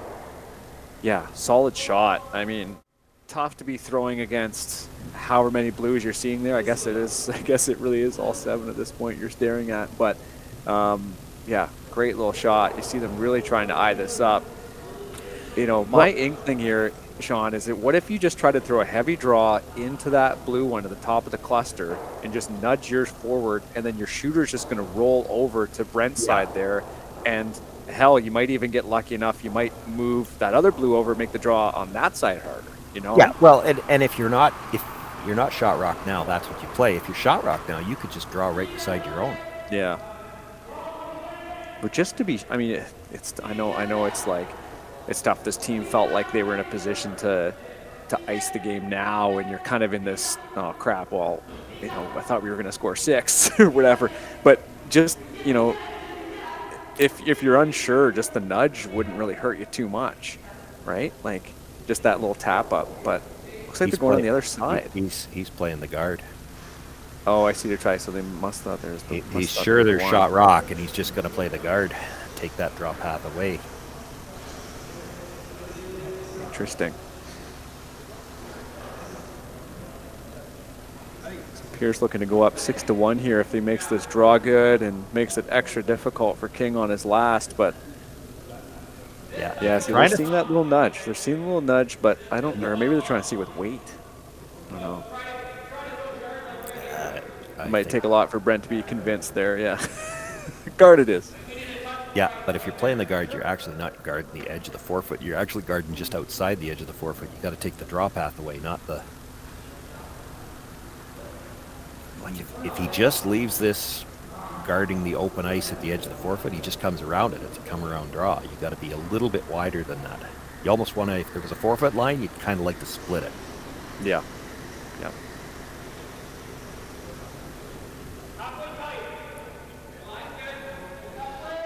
Final stone here for Pierce in the 5th end. Quite the little grouping of blue rocks trying to really put the pressure on here. It's coming across that 4-foot line. Yeah, they're going to need some finish here.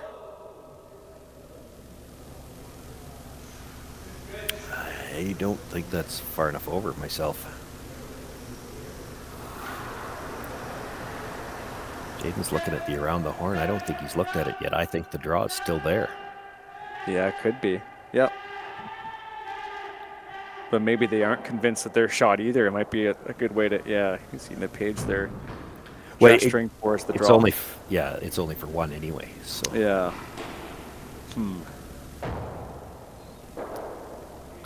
The around the horn is only for one. He's just thinking he could come in there and tap his own up a little bit, but yeah.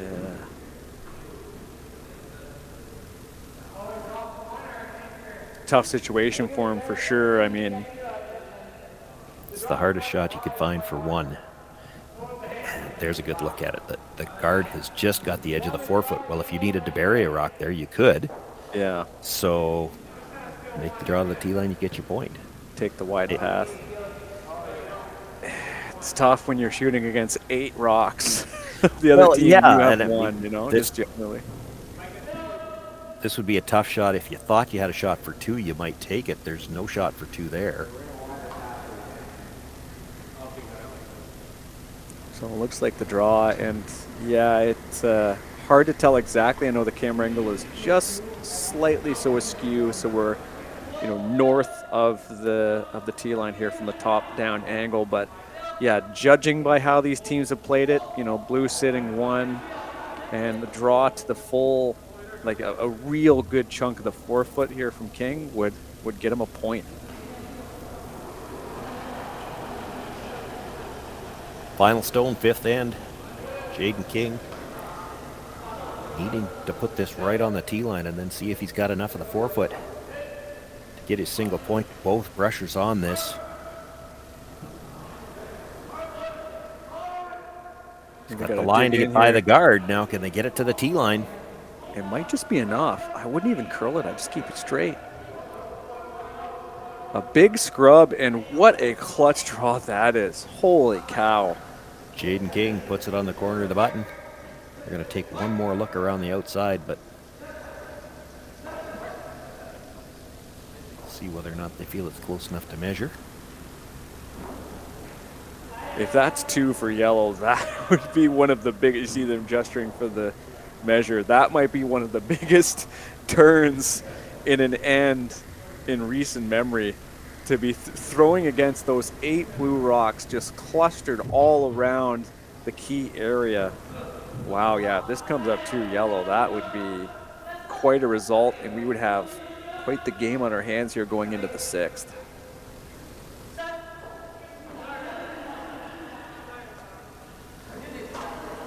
I guess we'll just stick around for the measure briefly, but we just talk about that draw weight from Jayden. You know, there is something special about that kind of ability as skips, you know, to be able to throw something like that, a wider path, and, you know, just dialing back a few feet from what he threw last time, and good adjustment from the sweepers. You know, you saw Del Conte keep that rock out right away.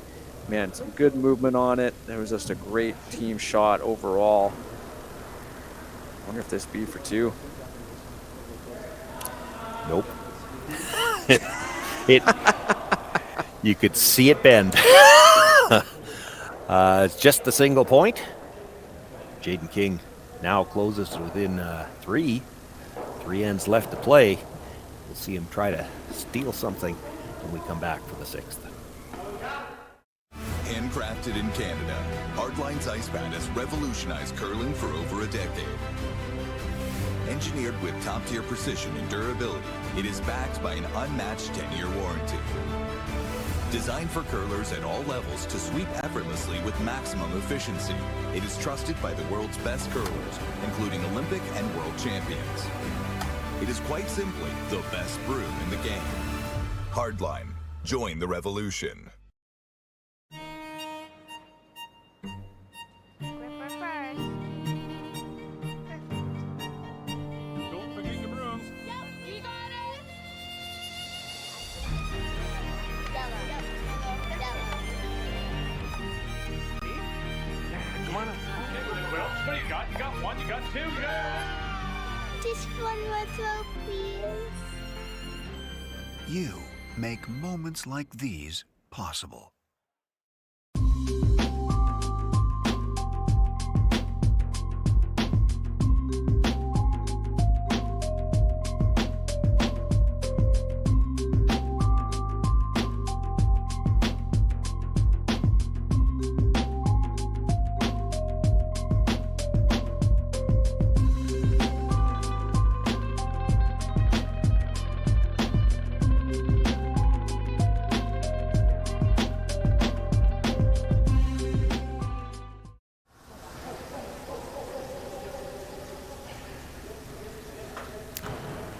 Underway here in the 6th, the first stone, that center guard.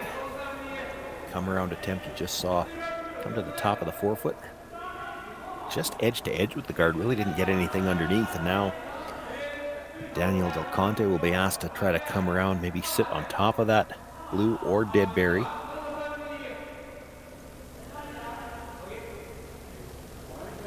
Yeah, still can't quite get over that that end we just saw. You know, just potential momentum swing we could have saw out of that, and I guess not even a momentum swing. That could have just been game over.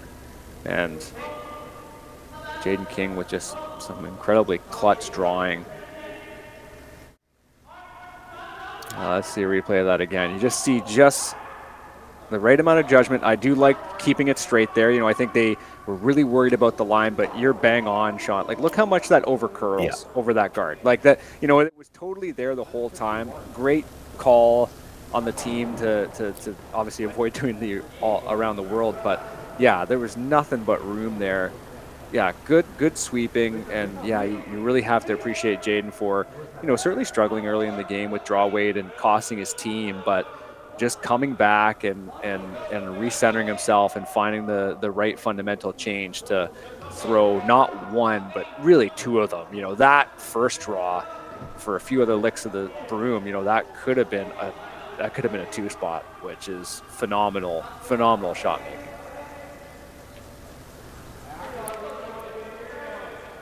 Three stones in the front of the house now, just the one center guard. I'm almost surprised here, and maybe it had something to do with where they put the first guard. Like, the first guard is kind of in that halfway spot, but you're 3 down with 3 ends to play. I'm a little surprised he didn't throw 2 centers. But the first one's not in a great spot to throw the second one. It's hard to get maximum separation when the first one's halfway. Yeah, you're right.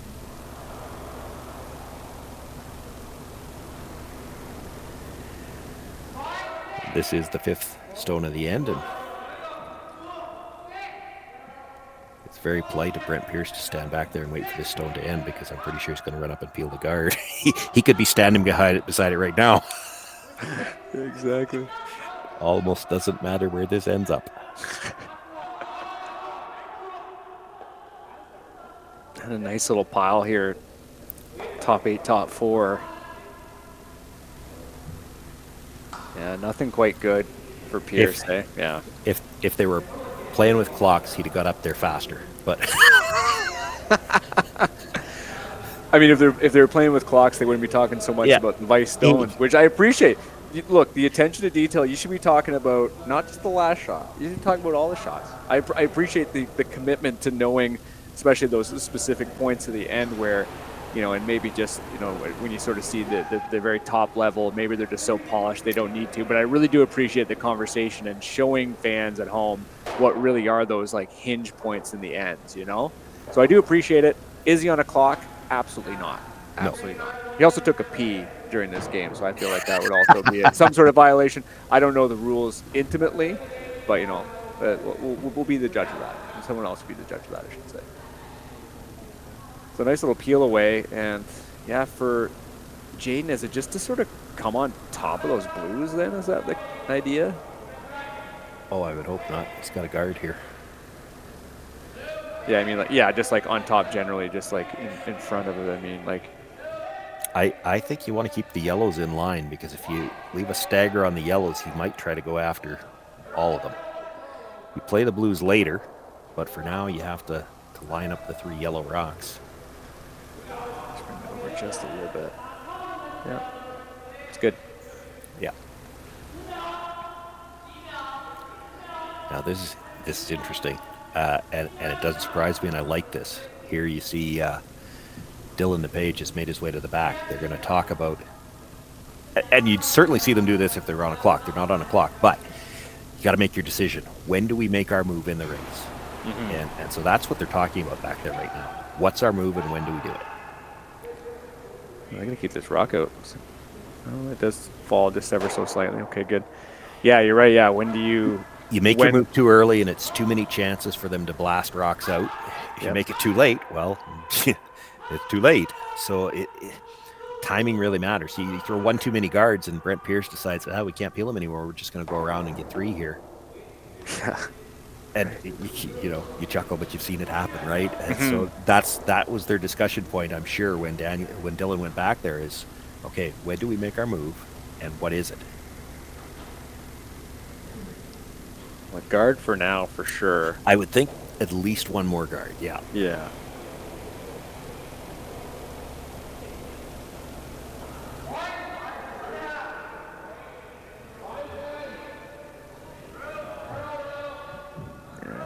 Nice switch there. Yeah.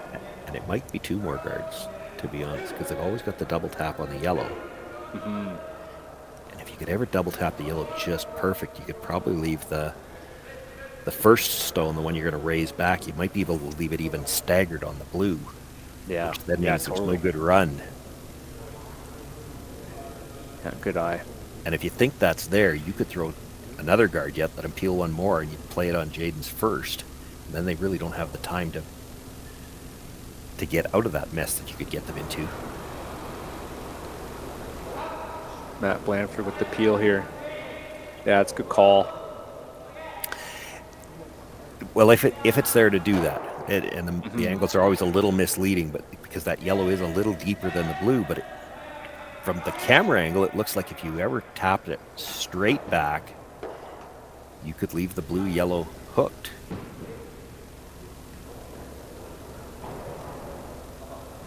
So they are going to throw 1 more guard.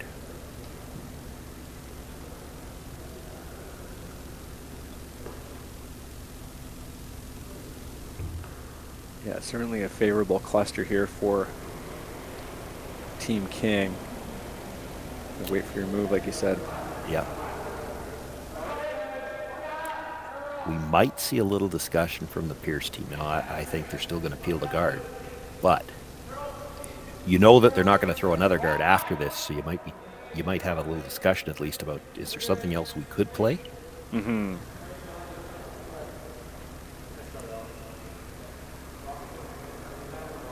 Yeah. Maybe no discussion yet. Curse the commentator. Think about it.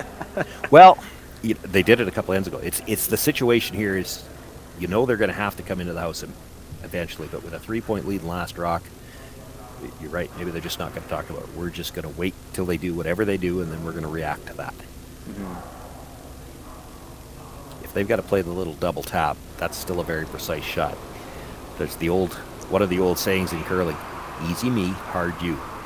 You're playing the easy shot here. You're just playing a peel, and Jayden King's going to have to play a tougher shot in that double tap.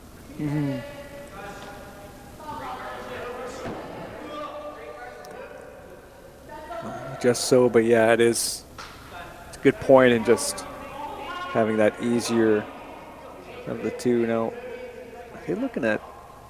what are they looking at? Trying to get rid of the blues that way? I don't think so. I think they were think so, but he's out there like he's looking at it. I mean, Well, I don't know. Yeah, like, great if you make it, but they're Well- they're frozen, aren't they? yeah, he's talking about doing it as a slash on the top yellow, so he'd be coming in at the angle. But still, that's probably at best getting you to a force. Does a force help you? Right.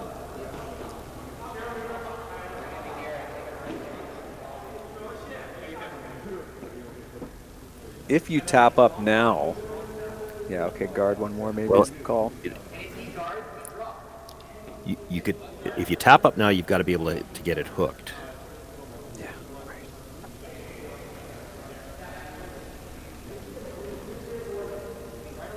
That certainly looks like that's possible here. It does. It still does to me, I think.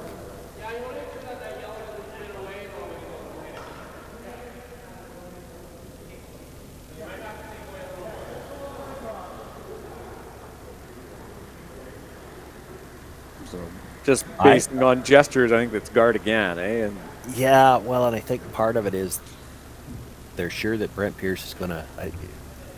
Okay, I'm just going by the gestures because we can't hear them, but they talked about that slash, so I think what they're thinking is we guard, he peels the guard, we play the slash to sit 2 or 3. yeah, right. Yep. Yeah, you know what? It might be worth it. That might be worth it. Yeah. It's not the way I see for stealing, but...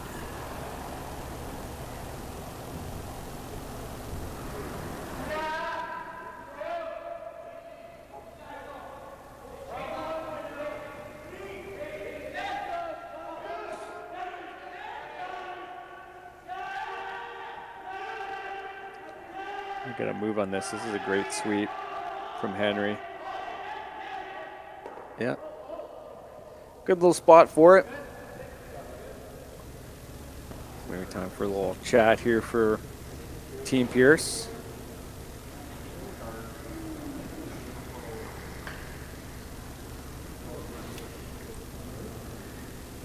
Yeah, do you do that? I don't know. I guess you've maybe even seen him eye up that slash. So it's like, okay. You can have the slash. Yeah, let him do it. Yeah, so it's like, okay, well, then do If- you I don't push one think up, he's... though? Yeah, I don't know. I don't think he's playing the slash. I think that was, if anything, just a decoy. Well, what I'm trying to say is I like the if he- out-turn draw myself. You come around, touch the side of the blue, kind of push it into the pocket. So now the blue that shot rock comes up a couple of inches, but more importantly, you pop that other yellow out into the open, and now his tap's no good. What I was just gonna say is, if that was a decoy or was not, like, is tapping up this blue rock that takes that shot away, and it makes sure you have one deep there that you can't really get rid of. Well, So- and like I said, you could chip that on the outside of the blue and push that yellow so that, the lineup for the double tap is not so good anymore. Totally.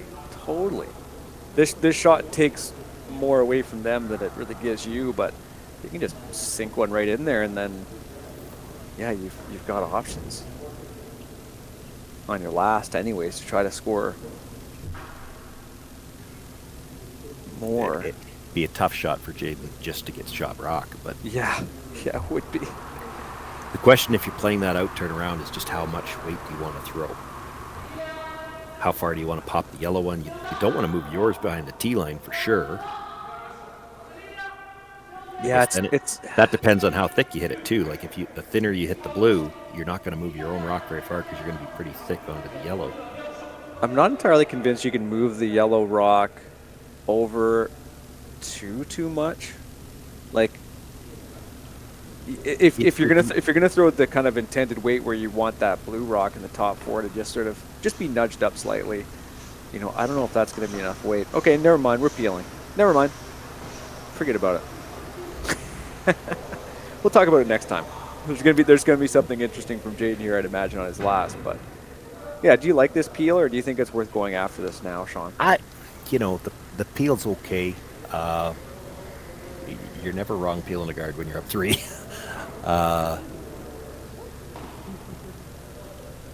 I'm sure they went through the options of what they're worried about Jayden possibly playing. I don't see how he sits more than 1. Sorry, he could play the slash. The problem is that he's not leaving a tough shot at all if he plays the slash.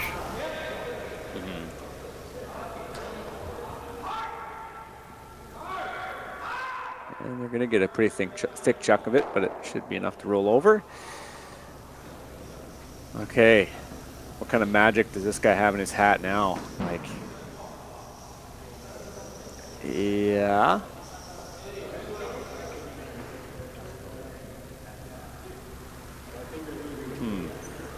What are you seeing first thought here for Team King?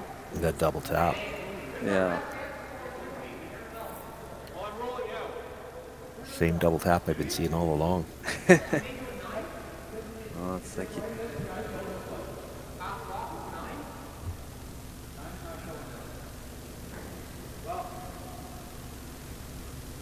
yeah, the only thing with that is you'd still give them the chance to promote a blue rock.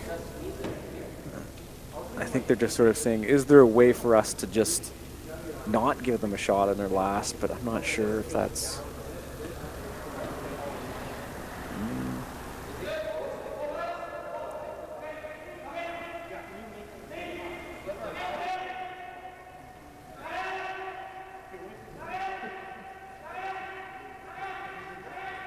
You ever seen that many brooms in action at once?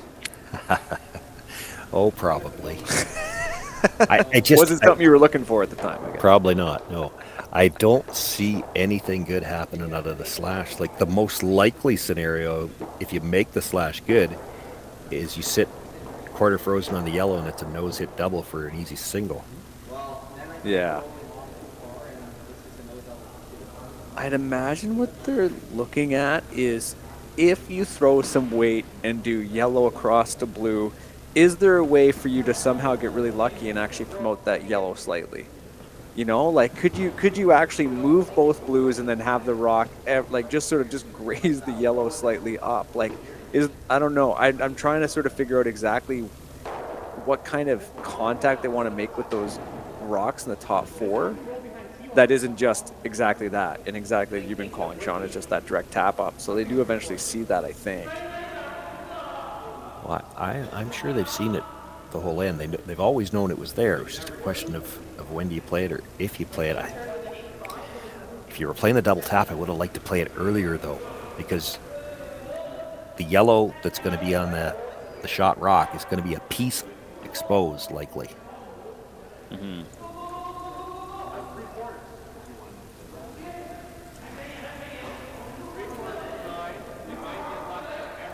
The other possibility is you could play the tap just ever so slightly across the face. So tap yellow just over the top of the yellow.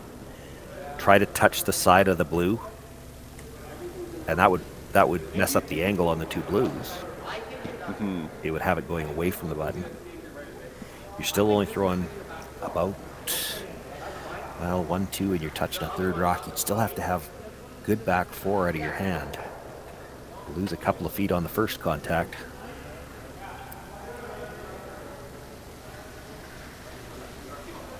Oh, this is another game-changing shot here from the skipper. He's playing the hit on the blue. Blue onto blue, just stuff it. Oh no, he is playing the run. The angle run. They're eyeing it up, so this will be quite a bit of weight. Some good execution on this, and Team King might be in good shape. Let's see what kind of result we get.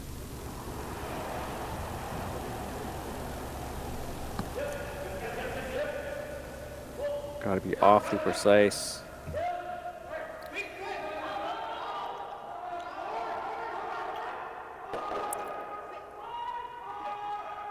Wow, nice shot. To sit 3 out of that.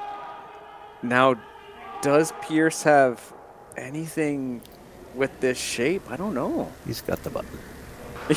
Yeah, I guess so.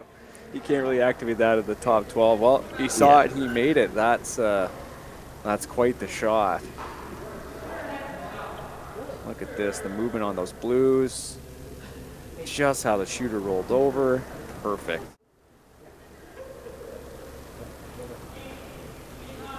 Yeah, I don't think they see much other than the button. Nope. Great shot.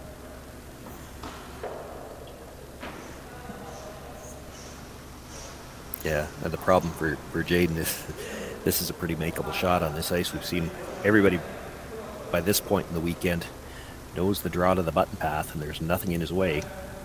Even if he comes up a little short, it's no worse than 1. Can't see him missing the 8-foot. But stranger things have happened. He is shooting against 3.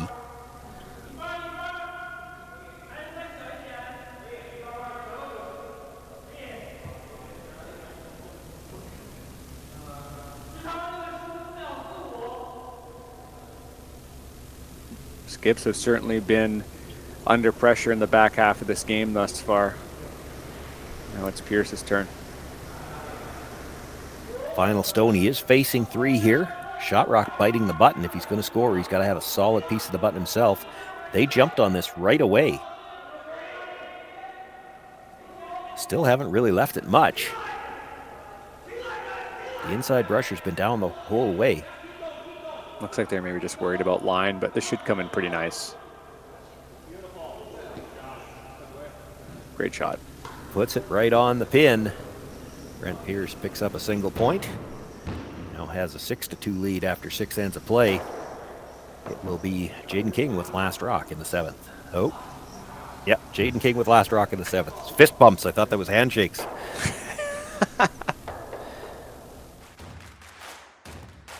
Imagine being able to stream every curling game from every sheet from any event, be it your Wednesday league game, bonspiel, or corporate event.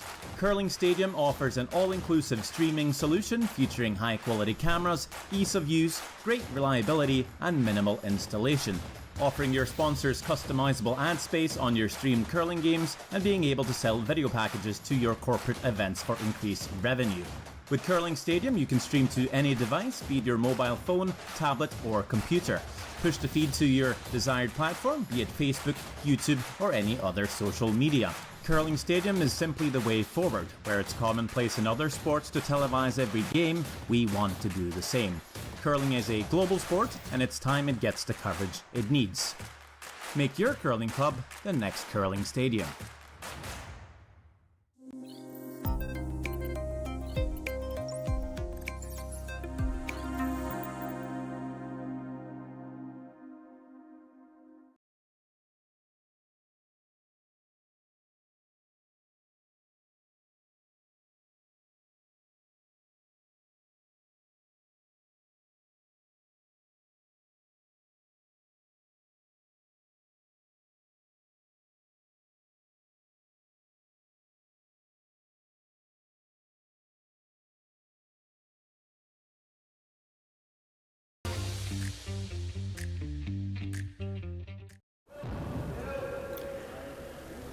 Shawn, Joyce, Marty, Thompson with you here live from Vernon. It's the Prestige Hotels and Resorts Curling Classic men's semifinal. And you know, I was just thinking through the break, I should probably have just announced the first 4 shots. We could have run a few extra commercials and just come back after the first 4 rocks were stopped. First one to the middle of the house, maybe a foot deeper than they would have liked. They'll bring another one to the top of the 4-foot now. The corner guard thrown, and you know there's going to be a second corner guard thrown. Tell me more. Brent's going to throw another one to the middle of the house. This time, I think it's probably coming in. I don't think there's any chance he's throwing a guard this time. Yeah, it's just, you know, the methodology of the corner guards, and I know that King is a younger team, and you know, it certainly is by the book to play that way, and maybe I'm just conditioned from playing so many years of doubles. It's like sometimes you can have those little clusters like we had in the last end, or even the end before. It's like, boy, that's another great way to score a bundle too, right? Is have some of those instances. As much as it's nice and wide here, you're also playing this Pierce team who hasn't missed many hits. I think, in fact, maybe, I guess I can think of one where they went to tap that one back at the top 12. So, you know, you're ultimately giving sort of this nice wide space. Can you tell him, maybe I'm just bored of the corner guards at this point. You know, maybe I just want something different. Maybe that, no, you know what, I'm just going to rescind everything I said. I'm just bored of the corner guards. That's all. No, I like the corner guards. You got to play the corner guards. And doubles, and as you mentioned there, Shawn, you know, they're electing to play on either side. I think every time, right? I don't think they've done 2 corner guards. Yeah, they've on the They've same played them opposite sides every time, which, you know, that's fine. That's the more traditional way to do it. But you do see a lot of teams, especially with the big curl, they'll play both to the same sides. And the thinking there by throwing both corner guards to the same side is you're not cutting off both paths to the button.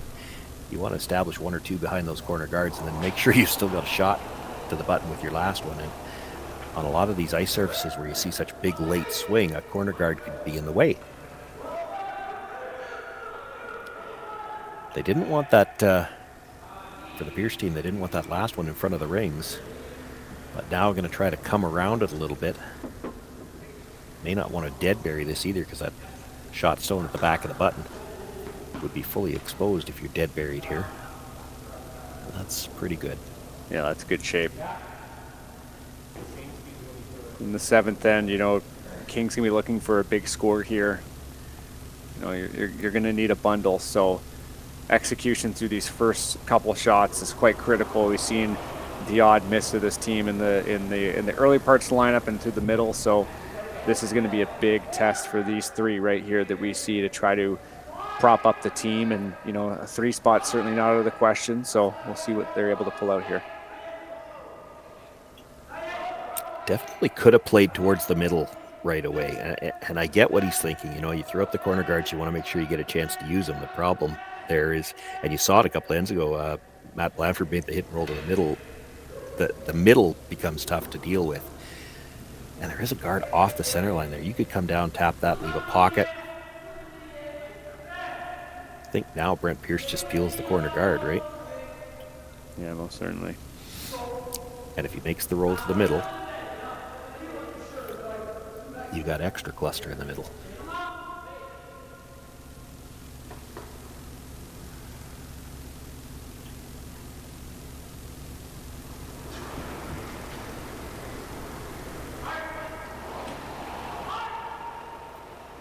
Appreciate all the folks watching here today and appreciate all the comments we've seen on YouTube there. I'll carve over here. I'll get a decent chunk and they will. Yeah, he was thinking as a plan B to stay for a center guard, but he rolls all the way across out of play.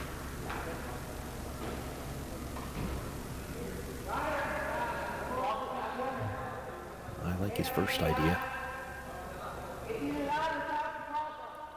He's looking at freezing the back one, but I like tap to a pocket.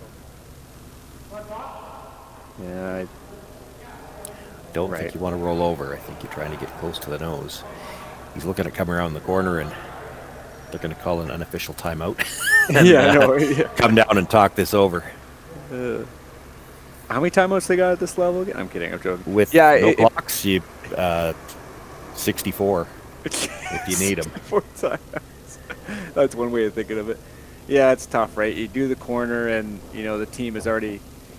They might even feel like they've been burned a little bit on this on the sort of corner play thus far. But if you make it right, you're in a good shape, I think. Yeah, right? It's okay, but keep in mind that first stone at the end is behind the tee line. These rocks in the middle actually can help you just as much as a corner guard, and you do have to deal with them at some point in time. You tap this stone back, leave a pocket in the back of the button, and maybe Brent Pierce goes after it. He could do some of the work in the middle for you. If he ignores it, you've always got the tap up. Mm-hmm. And Pierce will just hit that yellow one on the outside. Yeah, it's tough, right? Sometimes when you're trying to strategize scoring points, you know, sometimes it just comes down to like what's your realistic like scoring radius, you know? And when you see these rocks in the 4-foot, it's like, okay, realistically, what's our radius? You know, edge of 8 makes sense if you're able to clear these out, but like in reality, you know, that's not always going to happen.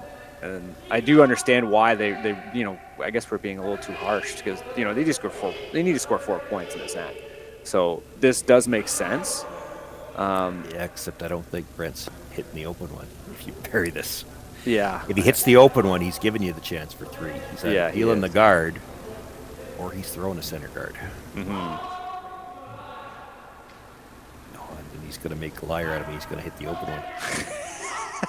Well, like you said, there's a chance for 3. If you hit the open, I'll hold you to it. If you hit the open one, there's a chance for 3 because you come around again.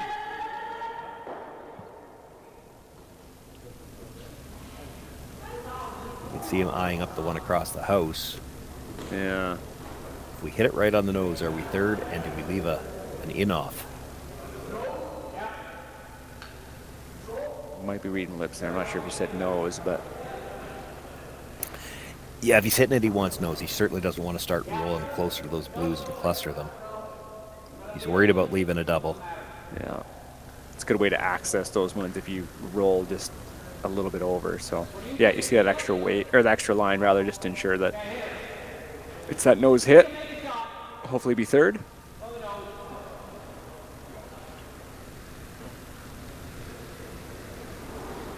This has been a fantastic game thus far. Certainly not over yet, even considering the score line. Some execution needed here in the 7th to carve this over. Get close to nose and potentially be third. And it rolls just outside of that range.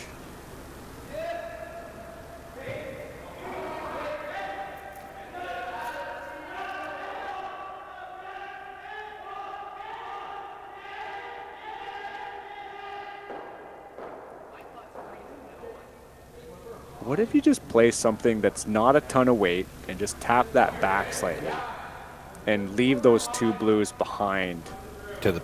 Yeah, that's what To the I'm talking back. about Just all like along. a- And you could still play that. Yeah. You could come around the corner again. Problem, it'd be a lot more tempting to come around the corner if you were sure you had a double on the blues. And the corner of that one is just under the guard, so I don't know that you can make a double. You've always got the angle run in with your last one. Mm-hmm. I'm just saying that now just because, if I you're wouldn't able to mind- push those back a little bit, you could maybe activate that yellow rock in the corner on the side, which I know he's worried about right now. It's like, how do you bring that into the scoring area? It's in the scoring area. It's in the scoring area. Because if this was your last rock right now and you don't think you could make a double through the middle, you're running that corner guard in. It's a slash double. Mm-hmm. And that rock is already on the board. So now, if you want to make it a little easier to get it, you try to get these blues in a little better spot to have a shot at a double. Boy, I don't know if you want to kill it. Well, then you get kind of a roll over, and maybe you're. And you'd leave a double on the yellows. it's Yeah, totally. Yeah, it's tough. There's really nothing that's too nice here. just heavy draw. Just move it back to dead even. And what does he hit? Yeah. Oh, I agree.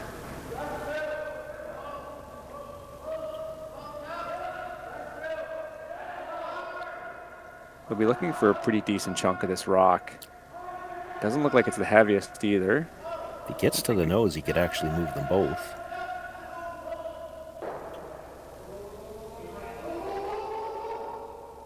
That's just about what they drew up, just a little short on where they wanted to tap that blue back. Yeah. But, I mean, yeah, no double there now. Yeah, draw into there and nullify that one. Yeah.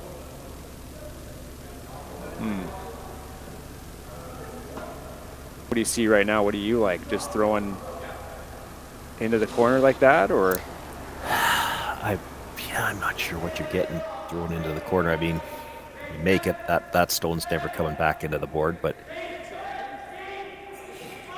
I'd be tempted to just throw weight at that yellow rock right where the broom is. You could just pick it out, yeah. How aggressive do you want to play? I mean, if you threw a center guard right now, what does he do?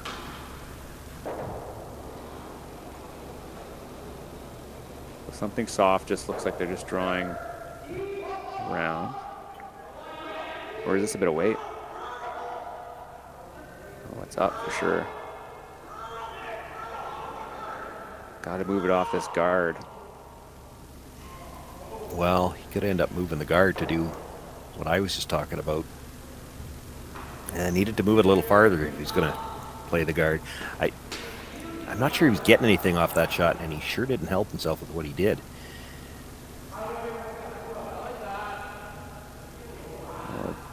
Rare miss from this team here in the 7th end. How does King capitalize? You open your mouth and I know it's tough. This is a difficult scenario. He's got a few shots here. He's looking at the tap on the back one, which isn't a bad call because he hasn't looked at it yet. Maybe part of the reason he hasn't looked at it yet is because he doesn't want Brent to know he sees it. But there's the double off the one in the 12-foot. So you could play the back one, sit second, third, and fourth, knowing that you've got the double off that one later if you need it. You also could try to get with a freeze kind of just to the face of the shot rock, and then you want to leave the yellow-blue angled so that they might catch that one at the back of the 8-foot later. You need to have a way to bring that stone at the edge of the 8-foot back in. They didn't tap it far enough last time, or tapped it too far, depending on your point of view. Too far for my liking, but it's made the double on the blues tough. Yeah, it has. You could certainly freeze this on an angle where the double of the blues becomes easier. Yeah, you could. I'm not playing that now.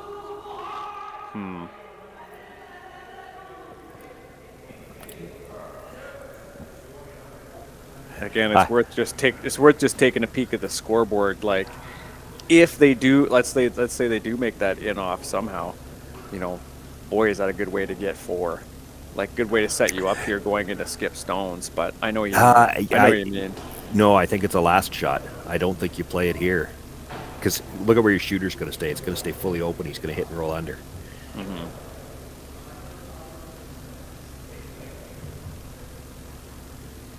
I don't mind this freeze. Now, it's not just about the freeze. You want to kind of leave the yellow-blue angled so that it might catch the back one. Yep.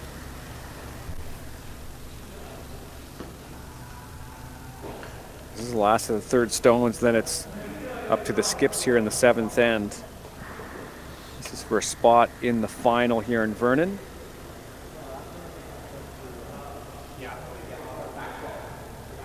Final stone.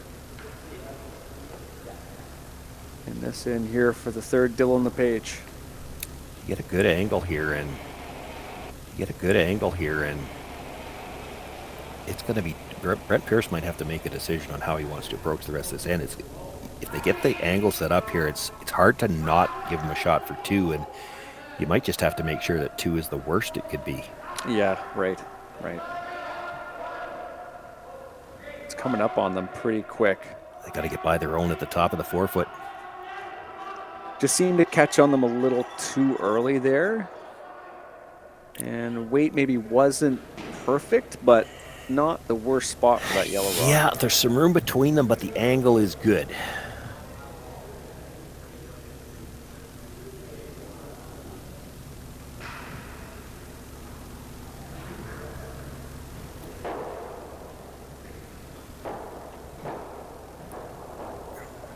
I'm seeing freeze the pocket. Yeah. Some kind of protection along that path for sure. And the freeze might be the best way to do that. You're right. If you get just the freeze, just try to get it angles the yellow to go past it. So touch them both. If you just throw straight guard, he's going to play the run.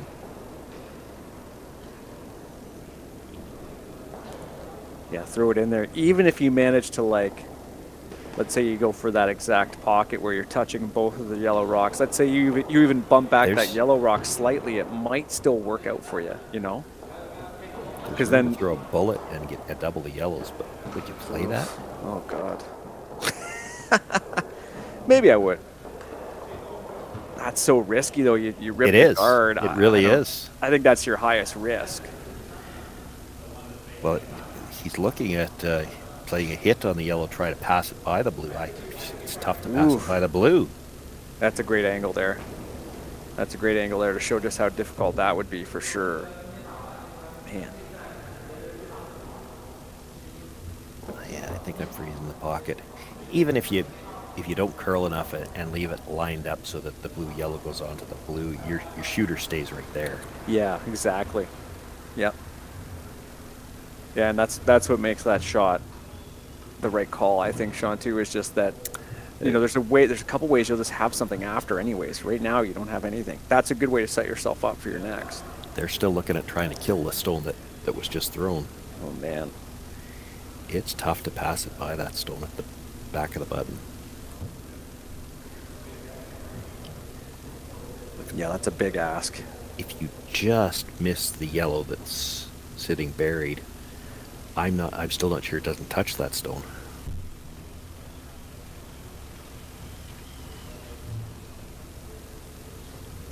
Well, start of the skip stones here in the 7th.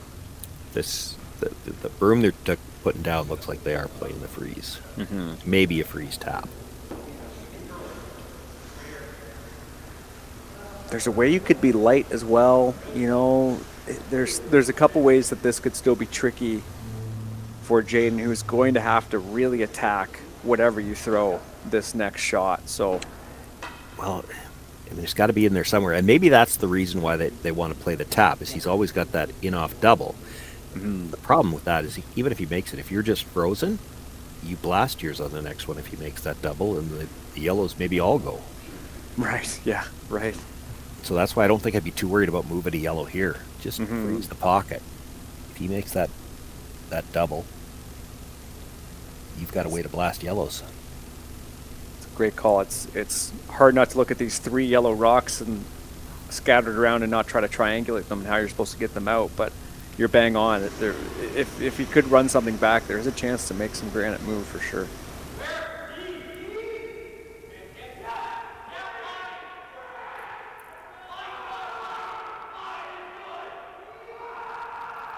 Boy, they've got to go on this. You need to keep your shooter in a spot where you can do something with it. With the last one, he's actually going to have to chisel off to do that. That's pretty good, I think. Yeah, that was always a way to make that happen too, with that little, because you could see just a sliver of it from the opposite hack, and yeah, just get to that inside rock. Not a bad little setup.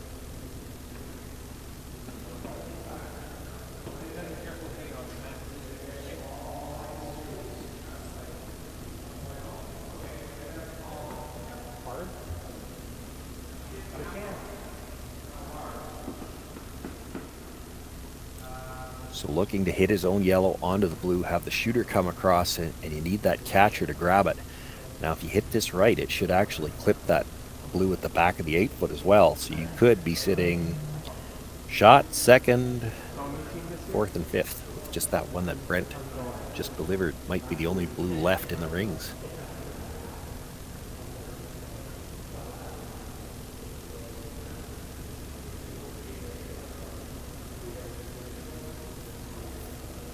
It's actually not even critical to get the one on the edge of the 12-foot out. You could use it as a catcher.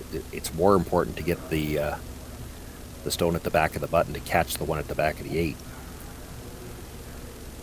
Just worry about hitting it in that line. Get the double at the back. Have the shooter roll across.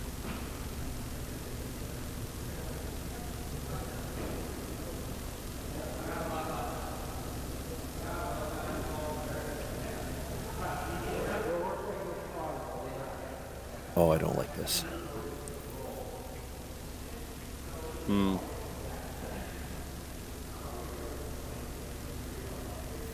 You make this, he's got the double on the yellows.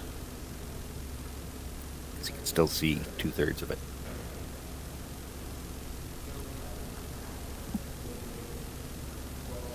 Yeah, good point.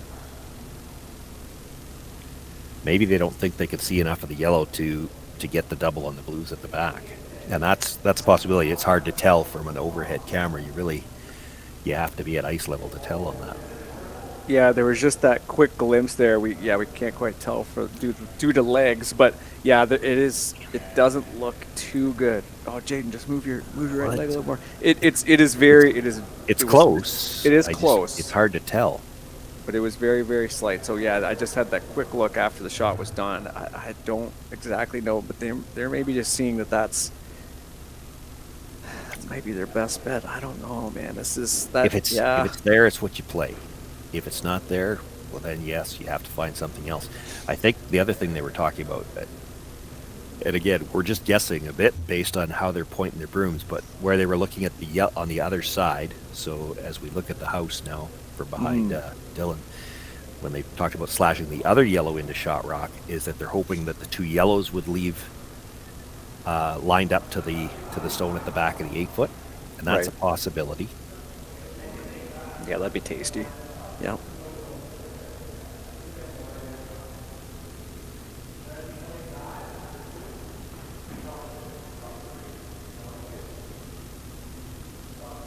That move, what I will say, that would at least make this blue run back that Brent would have. It might make it harder, right? Because it wouldn't be like right now. It's just this pocket that he could just fire a rock into, and it's a difficult one, but he could get all three, right?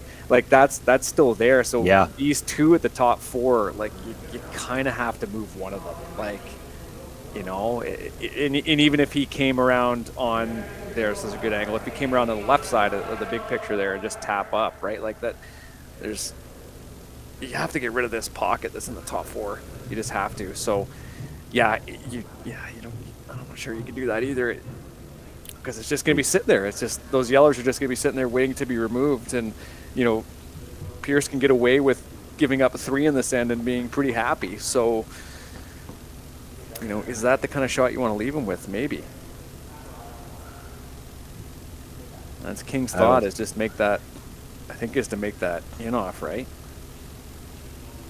Yeah, that's a good angle there. Do you think that's enough of that granite? I think it is. I still like that shot in the middle if you think it'll catch the back one. So if it catches the back one, like I said, it doesn't even matter whether you roll all the way to the catcher or not. You're sitting 2, you're also sitting 4th and 5th.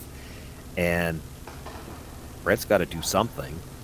He doesn't have anything easy. You've still got the angle run into that only blue stone that's left in the rings. Well, Jayden's been playing quite well today. Let's see if he can pull out another magic shot here in the 7th. First of 2. This is already overcurled.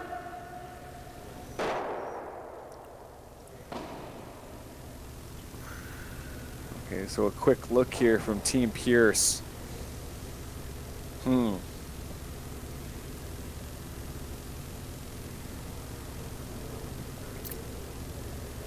They'll look around. I can't see how you don't play that angle slash.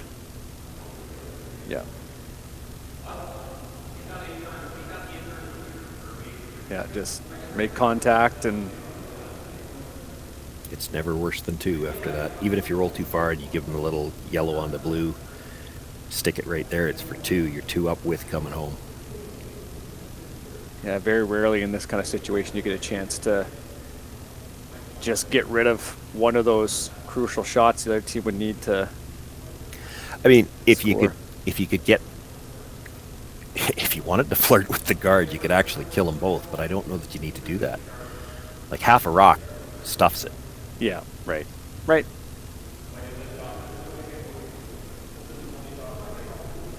Stuffs it, and crucially will keep that stone on the button that's been so evasive for Team King this end in place, and seeing how that would shape up, it'd be hard for them still to remove it. Like if you do get to that part of that rock, like the shooter might roll over, there might be 2 or 3 blues that they might have to, there might be 2 blues rather, to get to that one that's in the, on the pin. So I think they're talking about he's still got the in-off on the yellow now. It's actually a little thinner. So if they just stuff it, he's still got a shot for 2. I'm not sure that I'm worried about that. I just don't want him to have a shot for 3 if it's by Brent Pierce. that's math for you. That's math for you.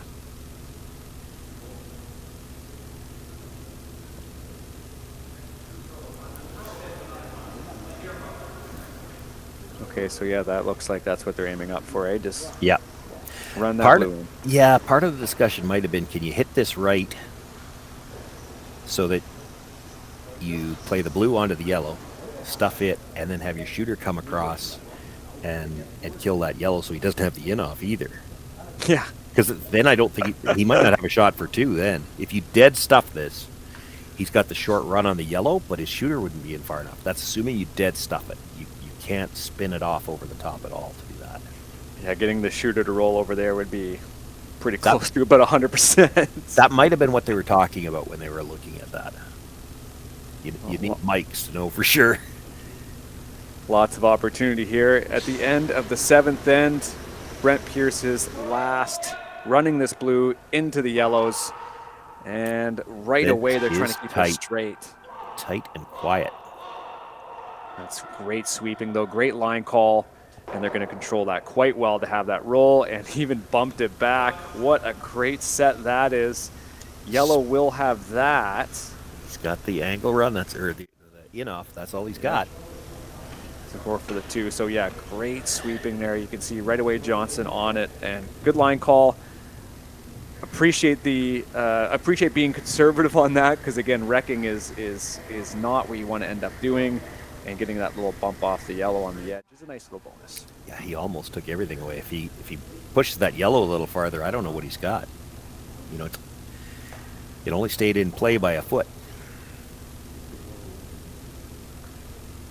Well, again, this would be quite the shot to potentially score 2 and to keep his team in the game here in Vernon and in the semifinal.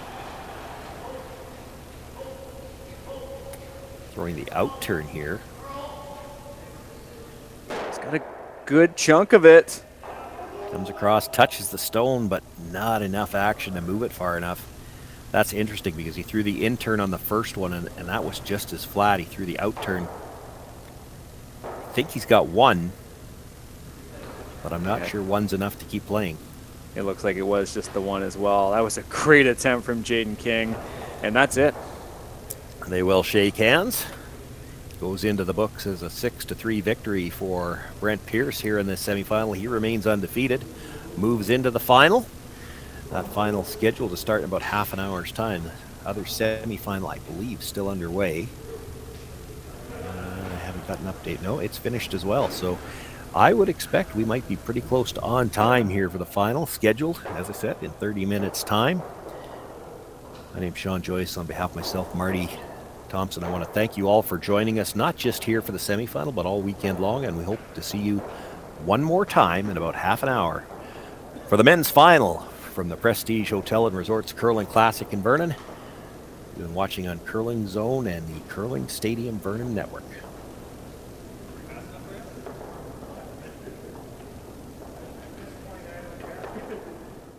I don't remember a time when curling wasn't a part of my life.